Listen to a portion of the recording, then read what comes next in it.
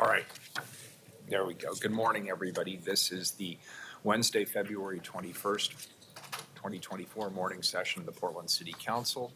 Good morning, Rebecca. Please call the roll. Good morning. Rubio, Ryan, Gonzalez, Here. Maps, Here. Wheeler. Here. And I believe Commissioner Rubio will be joining us shortly online if she's not already online. We'll hear from legal counsel on the rules of order and decorum. Good morning. Good morning. Welcome to the Portland City Council. To testify before council in person or virtually, you must sign up in advance on the council agenda at portland.gov/council/agenda. Information on engaging with City Council can be found on the council clerk's webpage. The presiding officer preserves order and decorum during City Council meetings. The presiding officer determines the length of testimony. Individuals generally have 3 minutes to testify, unless otherwise stated. A timer will indicate when your time is done. Disruptive conduct, such as shouting, refusing to conclude your testimony when your time is up, or interrupting others' testimony or council deliberations, will not be allowed. If you cause a disruption, a warning will be given. Further disruption will result in ejection from the meeting. Anyone who fails to leave once ejected is subject to arrest for trespass. Additionally, council may take a short recess and reconvene virtually. Your testimony today should address the matter being considered. When testifying, state your name for the record. Your address is not necessary. Disclose if you are a lobbyist. If you are representing an organization, please identify it. For testifiers joining virtually, please unmute yourself once the council clerk calls your name. Thank you. Thank you. Good morning. I just want to clarify that Commissioner Rubio has informed me that she needs to leave today's meeting early to attend to personal family business. Due to this, I'll be shifting a few agenda items up during today's session. We'll do communications first, as we always do, so this is subsequent to that. Following time certain item 164, we'll then hear item 177, which is a second reading, followed by item 179, which is a 4/5 agenda item that requires all of our votes. After those items are heard, the rest of the agenda will be read in the typical order. Thanks to those here in person and online for your patience as we make those necessary adjustments. First up will be communications. First individual, please, item 158. Request of Becky Hawkins to address council regarding the need for safer streets for biking and walking.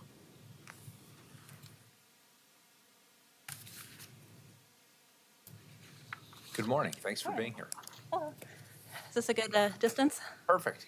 I mean, the room is what it is, so we're a little farther apart than probably we'd like, but we really appreciate you being here. Thanks. Thanks. So my name is Becky Hawkins. I've been a full-time bike commuter in Portland for 11 years. My job has taken me to several different locations, so I've had a commute to Northeast, Southeast, Northwest, and downtown Portland. And I have to brag for a second because my commute right now is awesome. It is greenways and bike lanes door to door. I can't join my coworkers in talking about where to park cheaply downtown or when to feed the meter. I spend less money a year on transportation than some of them do on gas and car payments every month. When I get home at night, I don't have to worry about finding street parking, which is great because there truly isn't any. And I want this option for all of Portlanders to be able to get around safely. Also, Portland prides itself rightfully on its small businesses, and bicycling is an extremely efficient way to take advantage of this. If you have like a bakery, a cafe, specialty grocery store, and a stationery store within a mile and a half of each other, you don't want to repark your car and find new street parking 4 times. That sounds terrible. It's too far to walk with all of your stuff. But with bicycling, you're just hopping on and off, and you can pull over if something else looks interesting. I work down the hill at the Judy Kafori Center for Youth Arts, and on a busy weekend, we bring over 1,000 people downtown, some of whom used to be scared to go here. So when people drive downtown and park in the garage, all they see is the inside of our building and the line of cars waiting to get out, or maybe the line waiting to pay. And if people can take active transit downtown, they're much more likely to find other things downtown or on the way that they would like to come enjoy another time. And I want this infrastructure to be all over Portland. I have a friend who lives off Southeast Foster. He doesn't own a car and he can't walk long distances. So bicycling would be a great way to get low impact exercise, visit friends, shop locally. But he was getting a flat tire from debris in the road every couple months and he just got frustrated and quit. In the Portland Insights survey published last summer, 45% of respondents said they'd like to do more bicycling if it was affordable and safe to do so.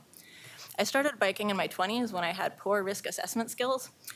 So I don't blame people who read about 1 to 2 deaths a week and decide not to try biking here. I have some streets I'd never bike on out of safety concerns. I found out you were considering putting bike lanes on Northeast Sandy. I would love to. I have a list of restaurants I'd like to try on Northeast Sandy, and I keep forgetting they exist because I will never bike on Northeast Sandy, until there's a safer way to do it. Just over a year ago, I witnessed a hit and run while I was en route to a vigil for victims of traffic violence. Truly can't make that stuff up.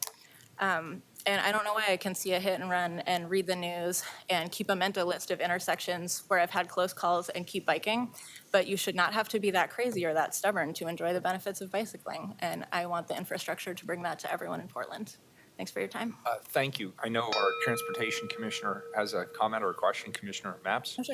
Sure. Hey, Cynthia Menges, I'm I'm the commissioner in charge of transportation here, including bike transportation. I wanted to thank you to come in for coming in today and advocating for our bike infrastructure. I'm really glad that it's working for you. And I think we have some really good news to report in this space. I think if you were watching the headlines over the last week or so, we just got our data on bike ridership in Portland, and it was up 5% last year, and we're dedicated to continuing to grow that. And if I can do a pitch for Bike Town, if you haven't actually gotten on your bike for a while, maybe you don't own a bike, or maybe your bike is old and a little bit, needs some repairs before you jump on it. We have many opportunities for Portlanders to go and rent bikes at our various Bike Town stations. Those are the kind of the orange bike racks that you see around the city. Very cheap to explore, super fun. Those are also electric bikes too. So if you haven't been on an electric bike before, truly a game changer. I want you and everyone who can hear my voice now to know that myself and PBUD are deeply committed to building a multimodal transportation system, which includes people rolling on bikes, people walking, people taking public transportation. We also have to accommodate, our freight trucks and folks who, for various reasons, have to use the private automobile. We really appreciate the fact that, number one, the system's working for you, and number two, we appreciate you coming in and holding us accountable for maintaining and growing that system. Thank you very much. Thanks for your time. Sure. Thanks for being here. Appreciate it. Next individual, please, item 159. Request of Erica Montgomery to address council regarding ceasefire. Welcome.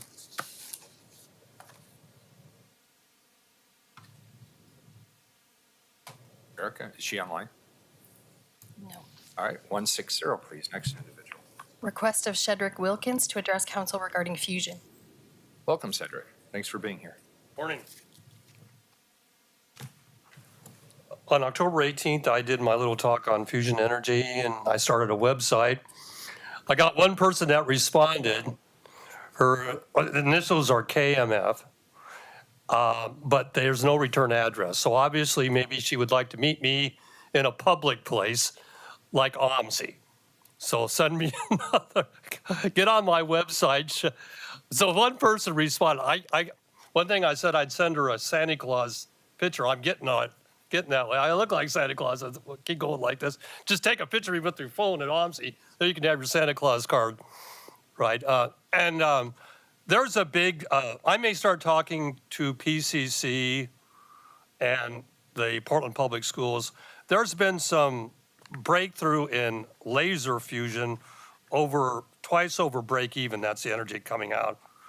But 20 years ago, there was a big controversy about laser fusion. It's not the best to make a power plant. It would be better to use magnetics, which looks like a big giant donut. So I've said enough. So my website is Shedrick Magnetic Fusion. Just Google it. And obviously, talking here doesn't get to that many people.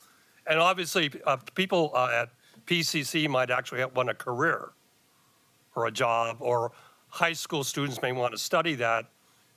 And I've useful knowledge to them to know that this was what I heard 20 years ago, that laser fusion, it may make more power, but the neutrons come out from a central source it's easier to thermalize them if it's in a big giant thing about the size of this room. The neutrons are spread out. Also, if you use mirrors, the neutrons are like bullets. They'll break the mirror. And so that then you can't send as much light. So you got the one in Livermore Labs, which is over break even. The laser system's the size of a football field. That's a lot of stuff there. So that's all I got to say. And I don't have to give any speeches. It was on my plan when I got the letter with no return address. Maybe somebody would like to meet me in a public place. So then I thought, oh, OMSI. And I'm also a member of OMSI now. So I have a yearly thing and I can have a guest. Right. And there's also bathrooms outside. So if this person just sends me a time or a day, and I'm retired on Social Security now, I can just meet them. This keeps me active. I like to stay mentally active doing this, even though I'm retired and not, I keep active. Thanks. Commissioner Mapps had a comment. Just real quickly, Shedrick, thank you for coming in today. One of the pleasures of serving on this council is to see the energy that you bring to finding alternative fuel sources, especially ones that don't depend on carbon. I appreciate that. That's, I think, very much the work of our current and next generations. I did want to give you the opportunity, if someone wanted to find your website or just email you, do you have a website or email that people can go to?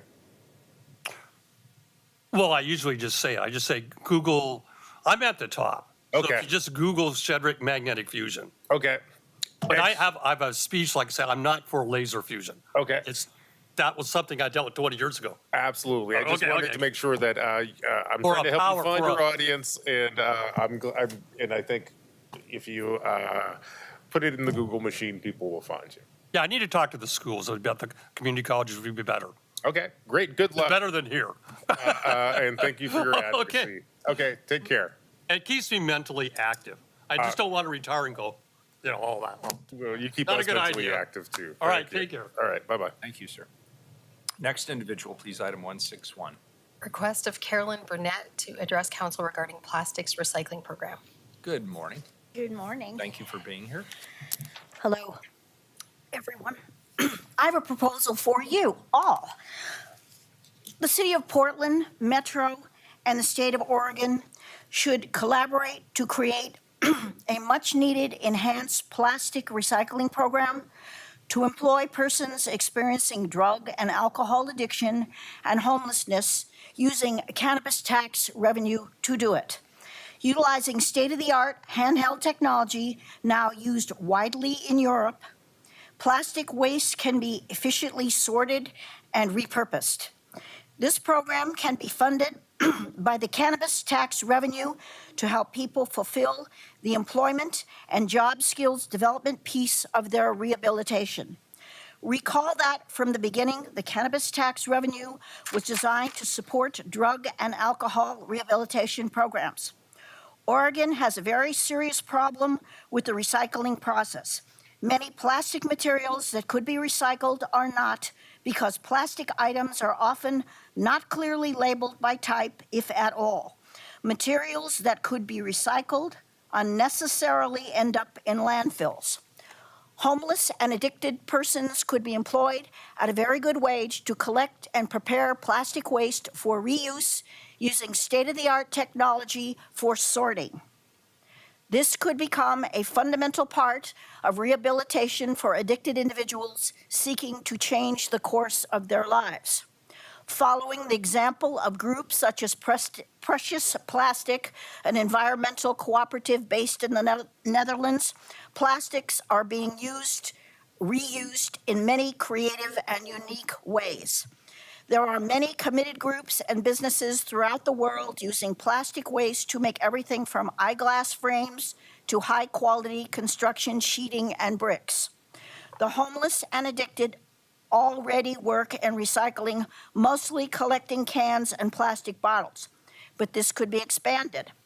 Providing an opportunity to work in the recycling industry for a good wage provided by the cannabis tax revenue would give individuals struggling with addiction and homelessness a real path toward changing their lives for the better, while providing a much-needed service.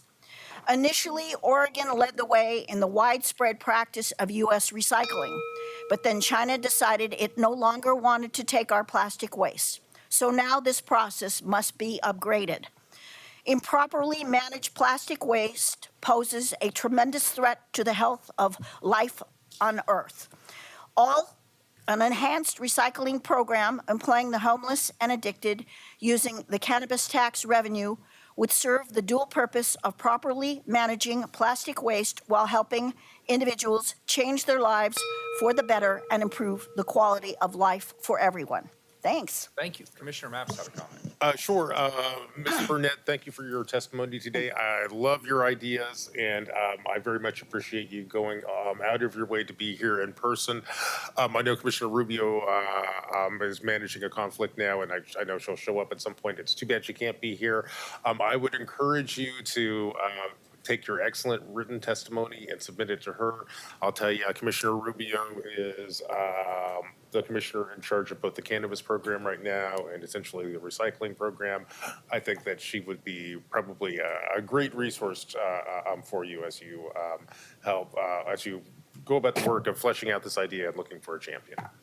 Thank you. Thank Sure. you all. And just so you know, Commissioner Rubio will join us in a moment, but her chief of staff is listening. So Yeah. Excellent. They're hearing your great ideas. I've sent it to all of you, by the way, and there are links to what's going on in Europe. Europe is really making great strides in dealing with this problem that everyone is dealing with. Yeah, it's a Thanks, growing- folks. Appreciate growing it. problem. Have a good day. Thank you for your ideas. Appreciate it. Next individual, please, item 162. Request of Patrick Brunette to address council regarding organizations operating shelters and safe rest villages. Welcome. Thanks for being here. Thank you. Good morning. Morning. As you know, the city and county are spending millions of dollars to increase the number and size of shelters, sanctioned campsites, and safe rest villages around the city. This includes, for example, the Multnomah Safe Rest Village, where the existing SRV is slated to expand by 3.5 times its current capacity from 28 pods up to 100. Whether you agree with this approach or not, this strategy inevitably impacts neighborhoods where these facilities are located. I'm calling on the city to mandate increased accountability from the organizations contracted to run these facilities. Despite rules prohibiting satellite camps around shelters and SRVs, unsanctioned camping persists, along with open drug sales and use, discarded drug paraphernalia, mental health crises, fights, people pass out on the street, abandoned vehicles, graffiti, vandalism, and trash adjacent to these facilities. Multiple instances throughout the city have been repeatedly documented in recent Portland newscasts. The residents of neighborhoods are advised to report their concerns to PDX Reporter and hope for the best. More egregious activity like car prowls, break-ins, or verbal and physical assaults are shunted to 911 or the non-emergency line with variable responses. Unfortunately, the nonprofit organizations that run SRVs and shelters often turn a blind eye to anything going on immediately outside their walls, citing that they are responsible only for what goes on within the confines of the shelter or village. These well-funded nonprofits receive millions of dollars from the city and county. Are they not responsible for supporting the city's broader efforts? Their operations are often shoehorned into quiet residential neighborhoods, despite the sincere and well-founded objections of the people living there. They therefore have an even greater obligation for assuring safe and clean streets, whether they think so or not. Given the millions of dollars of public monies received by these organizations, the city, county, and Joint Office of Homeless Services must set higher expectations for civic engagement with the communities that have acquiesced to having them operate there. Specifically, nonprofits should be required to actively collaborate with neighborhood organizations to help monitor areas around shelters and villages. They should cooperate with citizen efforts to report unsanctioned illegal activity, becoming super reporters, if you will. And they should advocate for enforcement of anti-camping regulations. These organizations comprise knowledgeable and well-connected professional teams with strong lines of communication with governmental agencies. They are hence strategically poised to help the city address the crisis on the streets. If they are going to continue to receive millions in taxpayer money, they have to get on board with efforts to address the homeless crisis beyond their walls. For Portland to regain any acceptable measure of livability and safety, these simple performance criteria must be made a condition for any new or continued funding. Thank you. Thank you, and don't go away. This is, your testimony is important, first of all. Thank you. And I want to assure you that as we expand our sites and we use our new task model, this is front and center. And although I didn't give her much time to prepare, I'm going to call on Skylar Brocker-Knapp, who runs this program for my office. She's listening in. And maybe, Skylar, could you talk about what happens in a neighborhood near one of the task sites? And by the way, the Safe Rest Villages are now being converted to be smaller versions of tasks, meaning they're not just an encampment, they're a place where people get immediate case management, they're connected to services, and the goal is to get them into housing that is specifically reserved for them as quickly as possible. But the Good Neighbor Agreements are central to the work that we're doing. Skylar, do you want to just briefly talk about some of that? Yeah, thanks, Mayor. So, and also happy to talk offline a little bit on real specifics if you have questions, but I'll just do an overview that our team, two gentlemen on my team, Hank and Hendrik, are actually working right now with the city shelter team to create Good Neighbor Agreements for each site in the city shelter system. So that includes the temporary alternative shelter site, the Safe Rest Villages, as well as the River District Navigation Center. So we are working with the surrounding communities and really bolstering those processes right now. So exactly what you're talking about with the surrounding area, with having regular meetings, that cadence, for example, for the Clinton Triangle task site is twice a month. Hank, who's on my team, meets with a group of individuals that were selected by that community from the two neighborhood associations and the business district in that area. And they know the names of the police officers that regularly patrol. They know the names of the Street Services Coordination Center team, the outreach team members who regularly are in that area. They meet with the provider. So those, we've been able to facilitate that because we control all the pieces of that process. For the Safe Rest Villages, we obviously, like you mentioned, work for some of them with the Joint Office of Homeless Services to contract with providers through that process. It's a little bit different, but we are bringing our services to bear to make sure that we're changing kind of the way that we've historically modeled the internal versus external kind of communication piece. And so making sure providers are engaging with the community members in the surrounding area, doing regular engagement and walking around the area as well, trash pickup, graffiti removal, immediate reporting mechanisms, stuff like that. So we're working through those right now to try to add that to every single shelter site, just like the mayor mentioned. It's obviously still in process, but I'd be happy to talk to you about if there's specific sites or specific areas. We're building teams and really connecting with those communities to create Good Neighbor Agreements and highlight specific individuals they want to represent them on those committees that will meet regularly. Yeah, and Skylar, I think Patrick's hit on an important issue, and to the degree that you'd like to be involved in this process, we'd love to get your insights and thoughts. Your requests are eminently reasonable. Part of the accountability model that you mentioned with Urban Alchemy is at their first task site, we worked with them and we worked with the neighborhood on what the neighborhood wanted to see. And we even expanded the area of outreach, and we put a new reporting mechanism in that's actually a direct hotline right back to the site, saying if there's somebody loitering or somebody who's in violation of the agreement, that can be remediated immediately without having to go to the Portland Reporter or calling 311 or anybody else. It can be taken care of on the spot. And we found that to be very successful. And so we want that kind of accountability throughout the entire system. Skylar, thank you. Patrick, it looks like my colleagues have a couple of thoughts as well. Commissioner Maps and Commissioner Gonzalez. Well, before I jump in here, I wanted to see if Mr. Patrick, do you have anything you, I don't want to. Any response? Yeah, do you have any response? I do. Okay. I appreciate, Skylar, I will contact you. But the Good Neighbor Agreements have to be more than just a piece of paper. They have to have teeth, and they have to have accountability and responsibility built in. The Good Neighbor Agreement for the Multnomah SRV has been sitting on someone's desk at the county for almost 2 years because of one sticking point, which was, I believe it was something like background checks. Yeah. And, but we have no Good Neighbor Agreement for that SRV.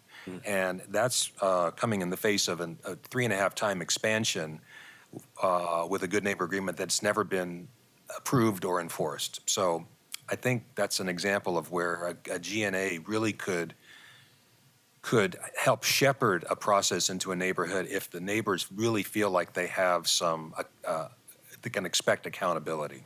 Yes, Skylar, I Yeah. see you nodding vigorously in agreement. Where are we Yes. with that? No, yes, that's exactly right, and I've been. It's right next to a school, by the way, that one. Yes. So, I sorry to work interrupt. closely with that school and that neighborhood, so so part of what I mentioned was we kind of brought this additional kind of new team to take the TAS Good Neighbor Agreement model approach. And so that's our first kind of Good Neighbor Agreement that's been signed. The community still meets regularly, and we're taking that approach now to all these other Good Neighbor Agreements that have been stalled for one reason or another. We also have new leadership at the joint office, which has been helpful, and they're very supportive of this process. They've actually hired their own folks to do this work alongside us for their different sites. So I will just say, yes, I share your frustration, and we are working to make sure that this new process is actually going to look a lot like our successful TAS Good Neighbor Agreement process. Good, and we'll make sure we get you and Skylar together. Megan, you have Patrick's number. We're not going to say it out loud, obviously, but we have that information. Awesome. Thank you. Commissioner Gonzalez. Commissioner Mast, were you done? Just real quickly before we cut loose, Skylar, thanks for being here today. Let's say I'm a Portlander who's kind of in Patrick's position where I live close to one of these Safe Rest Villages or TAS sites. I just kind of want to find out more information. How do I do that? Do I need your phone number? Do I need to go to council, or is there a website, or do I go to my neighborhood association? What are my entry points? Yes, so kind of all of the above, but yeah, the website's actually, so the Clinton Triangle webpage on the mayor's, you can go through the mayor's kind of webpage on City of Portland website, and we actually have that posted. So that's that's signed Good Neighbor Agreement. It's a great example. There was a lot of diligent work that was done, and it's still, that accountability piece is baked in terms of meeting twice a month and actually meeting certain metrics and divulging certain information and a dashboard and all those pieces. So it's a really good example of what we're trying to model for the subsequent sites in the city shelter system. Our email, like for the mayor, that I will provide this to different folks who have our numbers, but the neighborhood associations as well have contacts through the problem solver meetings and through our team and are in regular communication. So that's another great way. Or a business district also has all of our communication and numbers and emails as well. Great. So to summarize, you can go to a website for the site near you, and you should find the contact information. And if you feel like being proactive after that, neighborhood association, business association, mayor's office, and I won't. Yeah, we'll do that. Thank you very much. That was very helpful. Commissioner Gonzalez. Mr. Burnett, just appreciate your testimony and particularly putting the lens on the nonprofit providers in the space. It's essential that as a community we can continue to engage on who's really aligned with the direction the community is going. I think the city council is very clear that we will continue to be a compassionate city, but we cannot be enabling really self-destructive behaviors. And these SRVs, task sites, need to be a path towards re-entering society in a healthy way, not to perpetuate permanent homelessness on the streets of Portland. I do want to call out a couple other government partners that all citizens need to be aware of. You know, the city is often the first outreach for citizens, which is appropriate and fine. But this council banned, outdoor drug use. And right now we are currently preempted under state law from enforcing that. It's certainly one of the externalities we're seeing around when we have sanctioned camps. What occurs immediate around is one of the pieces you alluded to. The second is the unsanctioned camps that are in close proximity to SRVs. Again, this council imposed time, place, manner restrictions that would, in addition to the Good Neighbor Agreement, would restrict camping within close proximity by code to SRVs and task sites. we are currently enjoined from enforcing that. And the mayor and Skylar had to indulge playing my grumpiness and how long it took us to roll that out, and that maybe we didn't go far enough. And sure enough, we get enjoined at the end of that process. So and partially based on state law. So we badly need our public partners to be aligned on cleaning up our streets. House Bill 3115, please write that down. That is absolutely a barrier for us to clean up our streets, including in close proximity to SRVs and task sites. So thanks again for your testimony, and look forward to partnering with you on cleaning up the city. Thank you, and I will contact Skylar's office. If I can leave you with one last thought, and that is reporting about the events within and outside of SRVs and TASs often come from the nonprofits themselves that frankly have an incentive to put a good face on it. And I think there should be periodic and deliberate outside audits of activities so that those data can be accessible to the public and to the city and county governments, rather than looking at through the filter of the nonprofits themselves. Anyway, thank you for your time. Appreciate it. Yeah, thanks for being here. Good discussion. Appreciate it.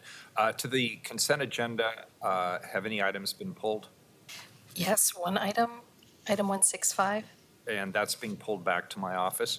Please call the roll on the remainder of the consent agenda. Rubio, Ryan, Gonzalez, Aye. Maps, Aye. Wheeler. Aye. The consent agenda is adopted. First time certain item, please. Item number 163. Accept the Technology Oversight Committee quarterly report. Colleagues, I'm pleased to introduce this report by the Technology Oversight Committee, which, as you know, is comprised of 5 members of the public, each selected by a commissioner. The committee is tasked with providing oversight on the city's technology-based projects. Here to report are Ethan Sermo, Communications Team in the Office of Management and Finance, Jeff Baer, Chief Technology Officer and Director of the Bureau of Technology Services, and David Tunley, Technology Oversight Committee member representing Commissioner Gonzalez. Welcome, Ethan, Jeff, and David. Thank you for being here today. Thank you. Good morning, Mayor Wheeler, Commissioners.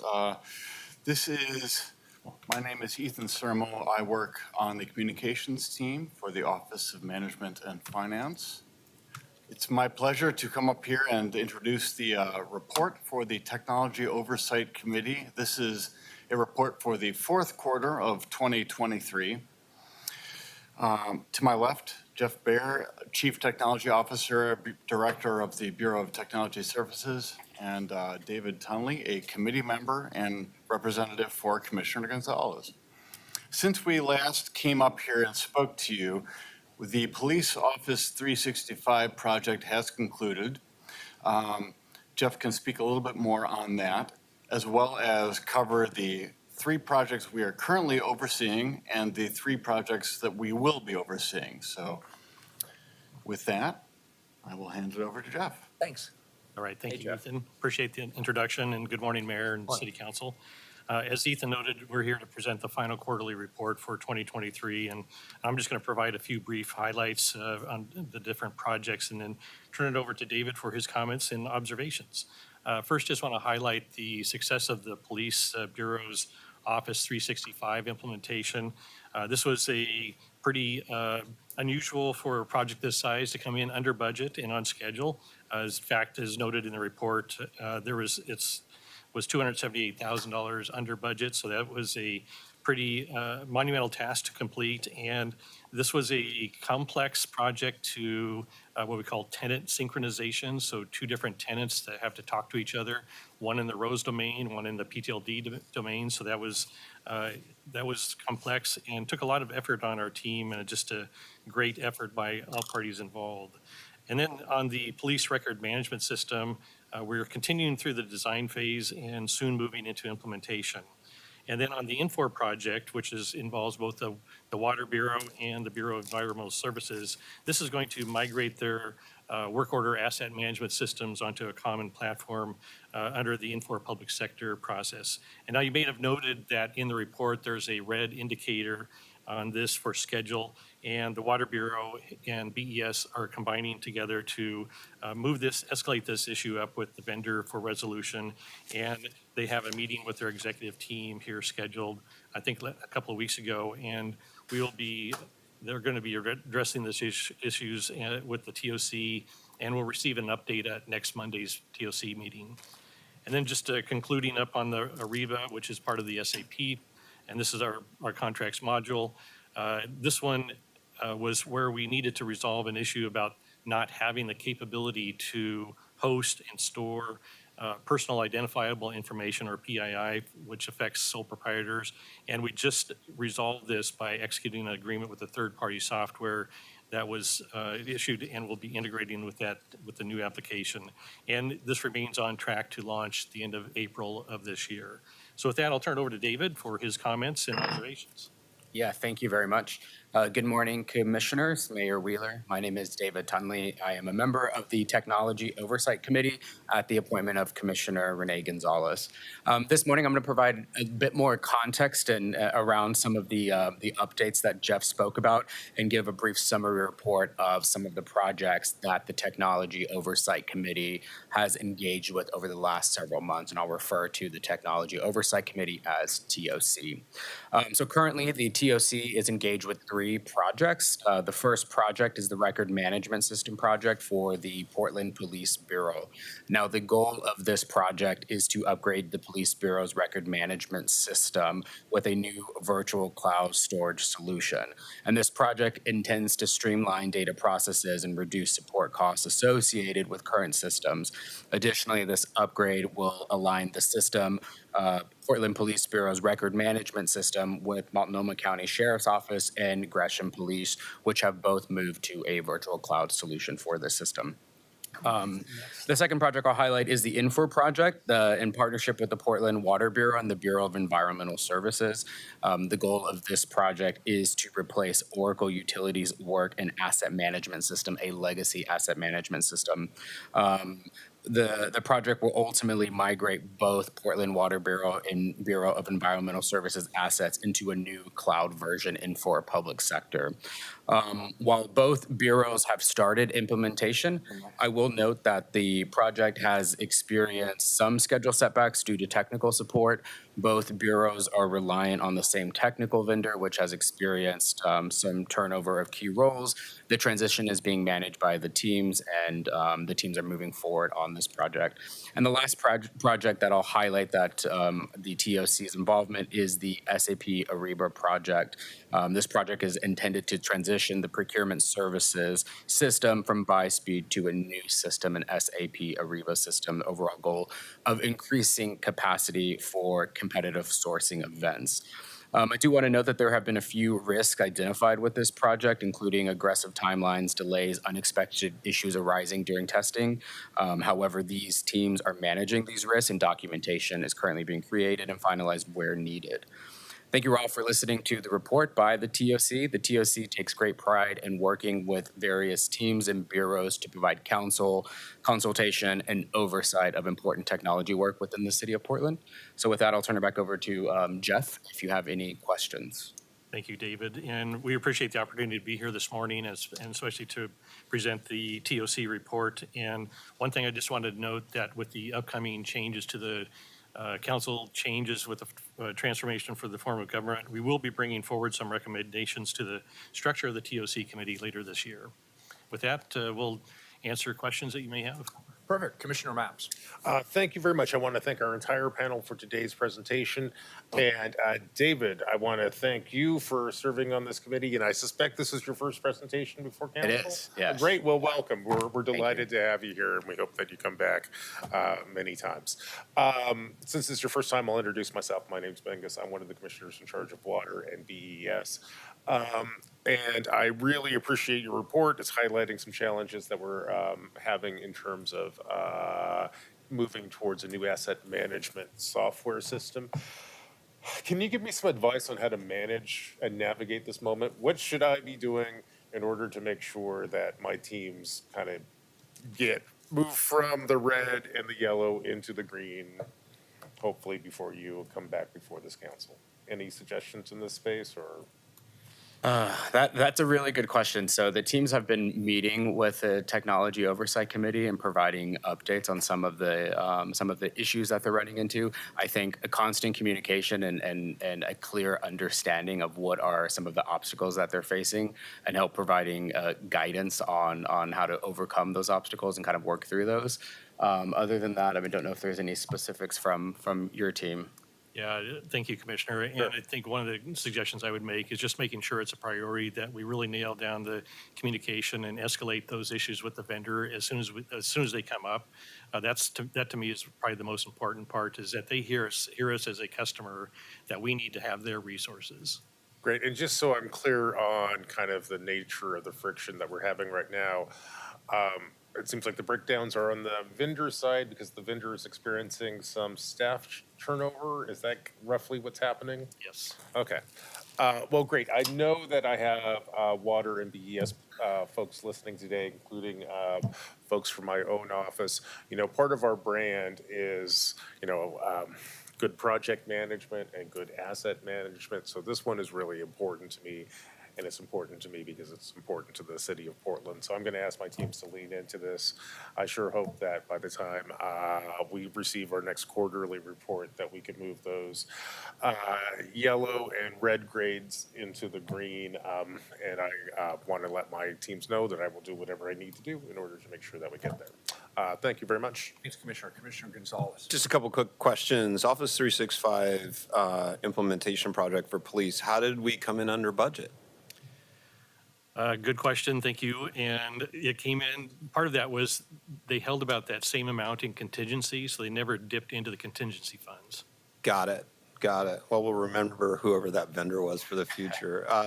And then on the record management system project, I'm assuming the following is outside the scope to evaluate whether we can somehow consolidate BOAC records with police. I'm curious what your thinking is on the long-term architecture for records, because we're often dealing with requests for the same incident going to both police and to BOAC, and I've often wondered if there was a way to streamline that on the back end. Yeah, the good news is that they're both currently on the same vendor platform, so it's Okay. Versaterm. So Versaterm runs the caller-assisted dispatch for 911, and for the police record management, it's going to remain on Versaterm, but we're moved into their cloud-hosted solution. Okay, and I'm assuming this project is primarily to manage sort of the costs associated with managing our own infrastructure. We don't necessarily anticipate any compression in timelines for our ability to respond to records requests or anything like that. This is really infrastructure management driven. That's correct. Okay. I think that's all I got. Thank you very much. All right, terrific. Thank you. And thank you all for your service. This is a report. I'll entertain a motion to accept the report. So moved. Commissioner Gonzalez moves. Can I get a second? Second. Commissioner Maps seconds. Any further discussion? Seeing none, Rebecca, please call the roll. Rubio. Aye. Ryan. Gonzalez. Aye. Maps. Here, aye. Wheeler. Aye. The report is accepted, and I really want to thank you guys for your service. And I realize, particularly for our volunteers, you're bringing a lot of intellectual firepower to the table, and we're not paying you very well for it. And so what you get is our undying gratitude and thanks. We really do appreciate it. Thank you. Thank you. All right, so we will go to, first, we will hear item 177, which is a second reading. Authorize Director of Bureau of Human Resources to offer employment agreements to interim deputy city administrators. Colleagues, as a reminder, this is a second reading of an item to authorize the Bureau of Human Resources to offer employment agreements to interim deputy city administrators, or DCAs, once selected by commissioners in charge. As a reminder, these interim DCA positions are challenging to recruit for, and especially so in the dynamics of a changing government structure. So the goal of these agreements is to incentivize folks to step into these roles, knowing that in doing so, they leave behind their current positions and responsibilities, as well as an effort to support them as they transition out. Commissioner Gonzalez. Sure, we've actually had a fair amount of discussion. I think we have BHR team here. I don't know if it makes sense to call them up, or how would you like? Yeah, if you have further questions, come on up. And if you can introduce yourselves for the record, please. Thanks, Tracy. And I'll play through my questions for them, is we were trying to level set interim roles in the city. I recently appointed and then extended an interim fire chief and was trying to calibrate what we were trying to do with that interim role with what we're doing with here for deputies. And just for my colleagues' benefits, just to be clear, in appointing an interim fire chief, we gave no contractual severance rights. They essentially are taking some risk in accepting the position. They choose to actually extend it through June 30th. In many ways, parallel to what we're trying to do with deputies. There's arguably some differences, but the goal is to give the new form of government flexibility. If they choose not to retain that fire chief, they have the ability through the city administrator and the next deputy for public safety to end that contract without any severance obligations. It turns out, as I understand it, that the police chief is under a similar situation, has no contractual rights to severance, is in an interim role.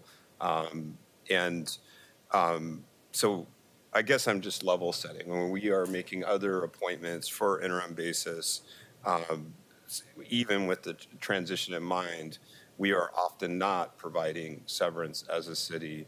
And then maybe I'll turn it over to BHR just to calibrate with interim directors and deputy directors to the extent that's been implicated, what we're doing in that area right now. Thank you, Mayor and Commissioners. Tracy Warren, Interim Human Resources Director. Happy to answer your questions. We are not offering director contracts to interim directors. Instead, what we are doing is using our Human Resources Administrative role to offer the ability to return to a similar role within the organization. So we're providing a different level of security in the uncertain time. And would it be fair to say that really for this council, that's the choice in terms of, attracting candidates to give them return rights or to give them some severance? Well, I call it contractual severance rights, but essentially employment agreement specifying severance. Those could be two options that are utilized by council. Is there other ones that we haven't, that would be reasonable to consider as alternatives besides those two? I'd have to think about that. I think what we've proposed is what we felt was one of the best options, considering the dynamics of the organizational structure continuing to change and evolve and not knowing what that might look like. And I guess I'd submit to my colleagues how they feel about this. I mean, I think there are two pathways here, at least. The return rights has its own plus and minuses. But I continue to be concerned about saddling our next form of government with severance obligations. And so Well, let me, Commissioner Gonzalez, I appreciate you continuing to lean into this space, and I think we had a really rich conversation last week when this came into council, and I think the week went by so fast we probably didn't fully complete these conversations. Help me, I'll direct this question to staff. So it sounds like one of the new insights we've had is that not every, let's say, bureau director who's currently serving in an interim role has a severance package. And I think the alternative that's being put forward is, well, why don't we just let them return to their old job? But what do we do in the case of like the police chief, who I think does not technically have an old job to return back to? They accepted the position under the terms that were provided at the time. Yeah, to be clear, that was a one-off. Yeah. I had a relationship and knowledge of Chief Day, and I wanted him here. I thought he was important for the stability of the organization, and he's certainly aware of the core issues. And so that was not a standardized agreement. That was somebody who'd worked for PPP for many years, who knew the players, who was coming back on a one-off agreement. And I should say, excellent choice with the chief. I'm so glad that he's here. But I'll share with my colleagues and the folks listening at home. I'll tell you, as I'm looking for deputy city administrators, I have actually considered, very seriously considered, someone who doesn't currently serve in one of my bureaus. So this would be a little bit of a challenge. I'm not sure what we would have done in that situation, to tell you the truth. And here's the other observation which I have. I appreciate Commissioner Gonzalez's, well, I got two problems here. Frankly, I'd like to make an offer to a deputy city administrator sooner than later. My staff tells me I literally can't send out an offer letter till we pass some version of this ordinance before us. So I need to make progress. We need to make progress on this legislation somehow, kind of soon. At the same time, I appreciate the testimony we heard last week and Commissioner Gonzalez's concern about fiscal responsibility. And I'm wondering if there's a middle path here. Could we make the compensation package subject to the discretion of the, make it an up to, and even subject to up to X and subject to the discretion of the commissioner. So if a commissioner wants to hire a deputy city administrator and you say, hey, I do not want to saddle my future councils with this expense, I'm going to talk this person, as the mayor did, into hiring, making this offer without the severance package. Whereas, in my previous situation where I was asking someone to step in, not from internal to the system, there is no fallback for them. Maybe in that case, I would have been compelled to. There's a difference. Okay, what's the difference? And it's a fair question. Yep. And I actually might want to pursue this a little bit. The police chief serves at my pleasure. And so that is a conversation that we had. However, the DCAs will not serve at our pleasure. They will be interim, and the presumption is if none of us come back, the DCAs are still in place for at least presumably 6 more months. Right. So that we have that transition period for the new council and the new mayor. So they're no longer at our will. And I think that's an important difference. Mayor, might I add a piece there on that distinction? Yeah. And I mean, police chief is its own bucket. Deputies are kind of their own.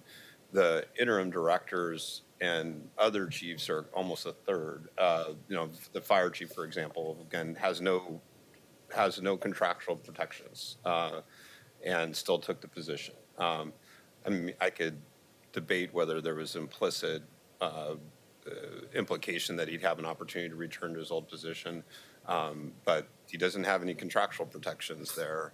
And our other directors are, as it sounds like, are in a similar boat for the most part, that they aren't given this type of protection. And maybe the question back, just building off Commissioner Maups's inquiry, is I know we want consistency. I mean, that there's a desire for that. If we go down this road with deputies, we would have some inconsistency with some of our directors currently.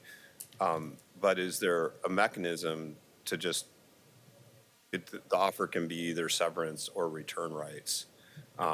Is there a way to write a policy or to have the policy just, or contractually that's one or the other as an option? So we do have existing administrative rules that allow for us to provide folks the opportunity to return to prior roles. So we already have that ability. What we don't have the ability to do is offer these new interim DCA roles in employment agreement. So we can't do that without this ordinance passing. So if you want to do both, you'd have to pass this ordinance. Can I jump in here? And Commissioner Rubio, I'm going to put you on the spot. I recognize you just boomed in. Do you have any opinions or thoughts on this space? And it's fine if you. I just have a question, actually. So if we pass this, do we still have the ability to choose to use this, or to not, such as the example that the mayor did not include it in his direct negotiation around the police chief? Is it an option, or is it something that would be required? I believe as the ordinance reads, it just allows us the ability at the direction of the commissioner in charge to offer an employment agreement. What I would add to Okay. that is that we would like to see consistency in our practice so that we are treating folks going into those roles comparably to each other. Okay, thank you. Commissioner Maps? I think that was actually, Commissioner Gonzalez, I think that statement was actually helpful. So in this situation with this ordinance, you don't have to offer the severance package. It's sort of subject to the direction of the city commissioner, although we're getting staff guidance that every commissioner should use the same policy. Is that? That is correct. Okay. Commissioner Gonzalez, I wonder if that framing helps you at all. So you don't have to actually offer the severance. We're getting advice from staff that best practice would be to do that, but sometimes elected officials don't follow the advice of staff. Does that move you closer to? Before you answer that question, let me intervene. Sure. You're being very subtle about why we want to have consistent contracts. Can you elaborate a little bit about the problems we could inadvertently find ourselves in if we have inconsistent offers on the table? Absolutely. I mean, you would be offering someone additional compensation as part of their employment package, and someone else who's doing very comparable work, not that same compensation. And we have a history of that problem in this organization, do we not? We do, and that can create challenges. And I also think that it doesn't add to what we are aiming for as an employer, which is to be an employer of choice and to provide equitable pay practices for our employees. Thanks. Now you can go for it. I thought that was a little subtle. And we might actually need the city attorney to weigh in here a little bit, just so we're clear, because I'm looking at the language of the resolution. The council directs the Bureau of Human Resources, or is the Bureau of Human Resources Director is authorized to offer employment agreements with interim deputy city administrators. This does not explicitly say that it's commissioner that's so doing so. Again, I guess that's implicit with the November resolutions, but and then the next provision says the duration of employment in the interim appointments shall be up to 1 year at the discretion of the city administrator, with the ability of the city administrator to extend an additional 1 year. The extension rights don't care, because we're at the end of a year, and if they so choose, they can, we're all gone at that point, at least in this current seats. But it's, so I guess I'm not 100% clear on the interpretation there as to who gets to make that call pursuant to this resolution, or pursuant to this ordinance. So I'm in a little bit of a pickle, because I totally understand the interest and consistency among deputies. I'm just seeing an inconsistency in the way we're treating a very expensive new bureaucracy relative to the directors that sit under them that may be in interim roles and just don't have this protection. I hear you. Commissioner Gonzalez, do you have a proposal? I really lean towards the return rights. I just am trying to play through the scenarios you're dealing with. If you're appointing someone who is coming from another bureau, I don't know how that would work. I mean, that's a scenario that I hadn't really fully thought through. Could I jump in on that one? So right of return is, it sounds good, but it's complicated, because keep in mind, it can create a domino effect. Oh, yeah. That can go all the way, it can filter down through the organization. Totally fall in, and BHR was quite eloquent in sort of articulating those implications, but to really preserve the spot. I mean, and correct me if I'm wrong, but if even within your service area, you would have to hold open that director position to preserve that spot for that deputy to return to. And while on the one hand, I like the sound of that because that saves us money, on the other hand, you're creating flexibility on one side and you're actually tying your hands on the other. I mean, either way, that's kind of the choices here, but I'm comfortable not filling positions at some level of a director's moving up to a deputy, but I don't know if everybody would be. Sure. Mr. Mayor, I think we're having a good faith conversation here. I don't know what the answer is. This is kind of a little bit in your portfolio. Do you have any recommendations on what? Yeah, so there is no such thing as a perfect solution here. The reality is we're trying to hire people into a position when potentially none of us will be here later. Yeah. And it is up to the future mayor and the future city council to determine who they want in any of those leadership roles. And so people who are being recruited by us to fill the DCA positions will know that, and their families will know that. And if we want the caliber of people that we're expecting, namely people who are already bureau directors or of that caliber from outside the organization, it's going to matter to them that their employment lasts more than 6 months.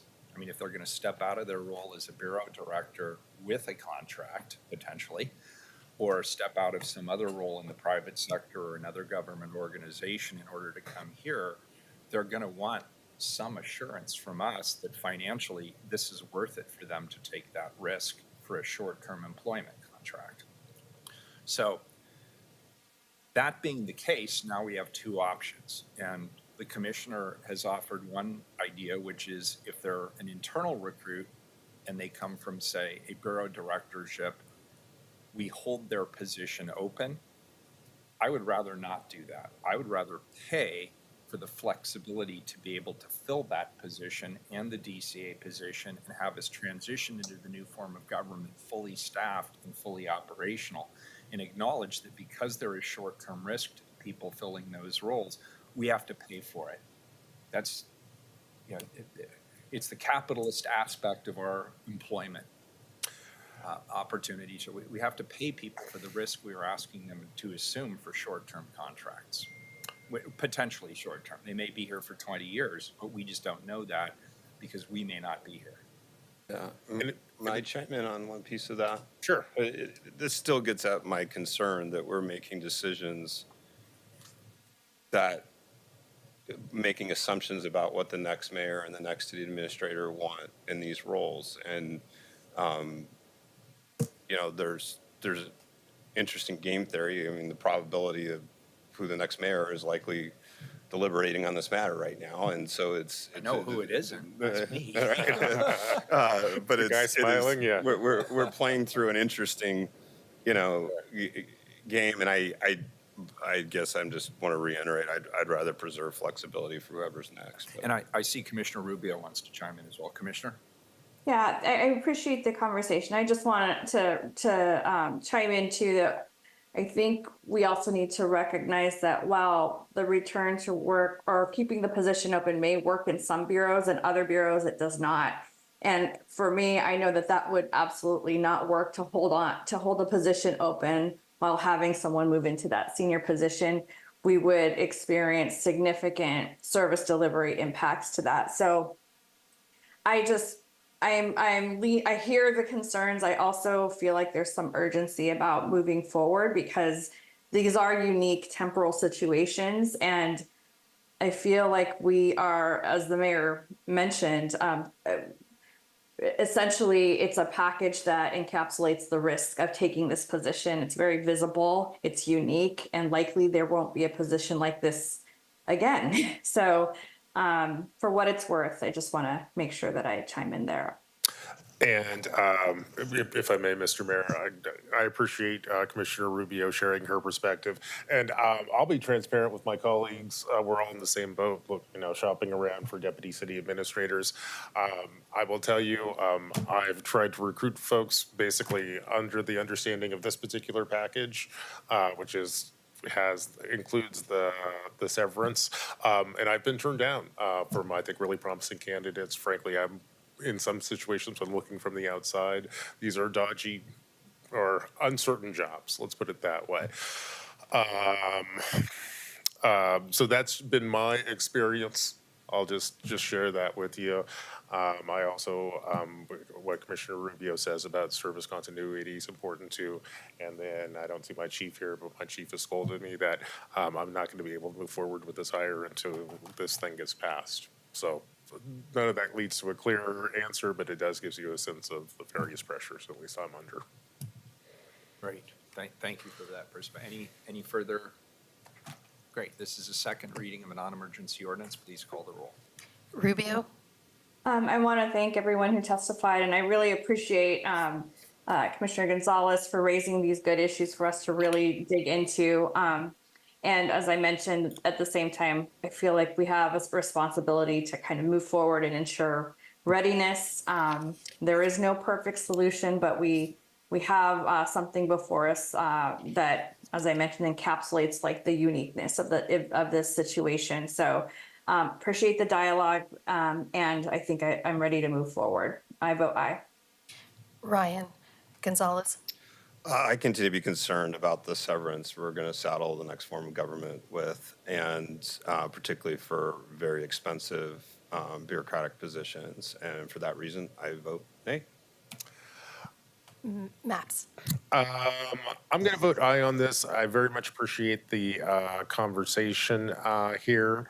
I think I've learned a lot. I recognize, I think it's important to marshal or at least dispense our dollars carefully, especially in a tight budget year. But I am voting yes on this. I also reserve the right to exert all my rights as a city commissioner. That means I could make an offer to a deputy city administrator that includes the severance. I could make an offer to a deputy city administrator that does not offer severance, and I might not fill this position either. I think all of those are things which are within my authority, and in the end, I will make the choice that I believe serves the people of Portland best. So with that, I vote aye. Wheeler. Aye. The ordinance is adopted. Thank you, everybody. Thank you both. Thank you. Appreciate it. We'll do the 4/5 agenda item, please. Item number 179, an emergency ordinance. Authorized letter of agreement to approve inclement weather compensation for certain laborers, International Union of North America, Local 483, recreation casual employees. Colleagues, this item authorizes a letter of agreement with LiUNA Local 483 recreation casual employees to receive compensation on a one-time basis for the January 2024 severe weather event. Ron Zito, Director of Employee and Labor Relations within the Bureau of Human Resources, is here to present the ordinance. Hi, Ron. I see you there online. Welcome. Good morning, Mayor. Good morning, Commissioners. Thank you for this time. I'm Ron Zito, Manager for the City Employee and Labor Relations Team within BHR, and I'm joining you today to seek your support and approval for a letter of agreement regarding compensation for casual employees that are represented by our LiUNA Local 483 recreation contract. And this is specific to our recent severe weather event in January. As you'll recall, during the week of January 12th through the 19th, severe weather caused the city to close a number of recreation facilities, and that resulted in recreation associates who were previously scheduled to work during that time to lose income. This group of casual employees is covered by our collective bargaining agreement that does not include compensation for inclement weather events. However, based on the duration and the impact of this unique event, the interests of the Parks Bureau, and our partners in LiUNA who raised the demand to bargain on this issue, we reached a letter of agreement that would provide compensation for those scheduled hours in this group during this event. And this letter of agreement also stipulates that for the duration of our contract, which expires in September of 2026, there won't be any additional demands to bargain over inclement weather or any associated compensation. So given the parameters of this specific agreement, we believe this is a desirable outcome for both parties, and we'll seek further bargaining on this issue during our successor negotiations in 2026. And so as a result, we would ask your approval to move forward with this letter of agreement. And I'm happy to address any questions you may have. Thanks, Ron. Commissioner Mapps. Hi, Ron. Thanks for the presentation. how much is this going to cost, and is it already in compensation set aside or something? That's correct. These were scheduled hours that were not worked because of the weather. It impacts about 240 individuals in those recreation facilities. And that's when you include wages and roll-up costs for those scheduled hours, it's about $100,000. All right, thank you. Thank you. Any further questions? Public testimony? There's not. Very good. This is an emergency ordinance. 4/5. Please call the roll. Rubio, Aye. Ryan, Gonzalez, So I appreciate their work and commitment to the city. I vote aye. Maps, Yeah, I want to thank our team over at LaUna for helping out during the winter storm. I'm glad to vote aye. Wheeler. Aye. The ordinance is adopted. Colleagues, we needed 4 people for the consent agenda. Could we recall the vote, please, on the consent agenda, understanding that 165 has been pulled back from my office? Rubio, Aye. Ryan, Gonzalez, Aye. Maps, Aye. Wheeler. Aye. Consent agenda is adopted. We now move back onto our agenda, item 164, time certain. This is a non-emergency ordinance. Amend floating structures code to clarify permitting requirements for repairs to existing flotation systems.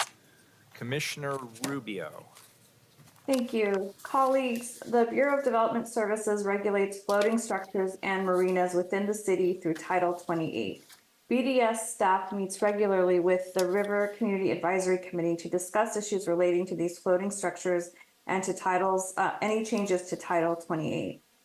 This ordinance incorporates recent discussions and recommendations of the River Community Advisory Committee regarding permitting requirements. Here to explain the changes in more detail is Dave Thibault with BDS. Thank you, Commissioner. Thank you, Mr. Mayor and Commissioners. I appreciate the time. Just a quick overview. Commissioner Rubio alluded to it, but Title 28 is the city title that regulates floating structures, floating homes, and the related structures around them. First of all, my name is David Thibault, and I'm the liaison for BDS with the River Community Advisory Committee. I basically facilitate their group.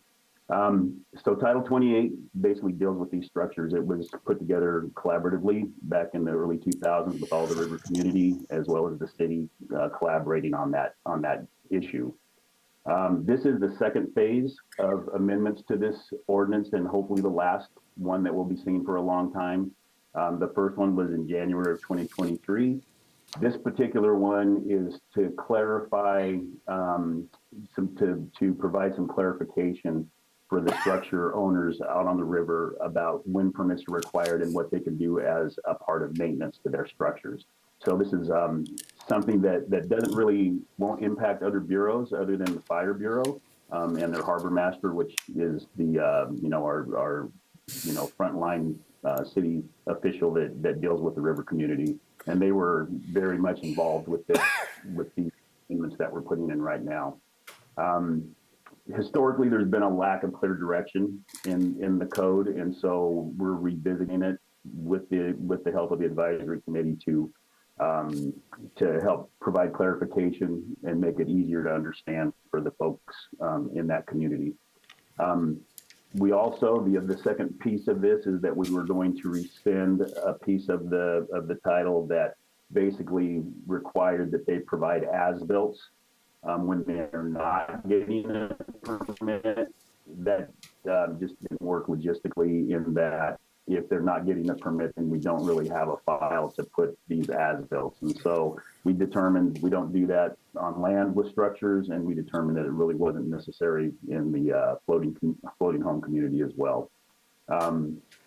With that, I'd be happy to entertain questions if you have any, but that is it in a nutshell. Great, thanks. Colleagues, any questions on this item? Thanks, Dave. That seems eminently reasonable. Do we have public testimony? We do not. Okay, this is a first reading of a non-emergency ordinance. It moves to second reading. Thank you, Commissioner Rubio. We will now move to the regular agenda, item 171. Nominate Chris Oxley to the Metropolitan Exposition and Recreation Commission to fill a City of Portland position. Colleagues, I'm jointly introducing this item with Commissioner Ryan.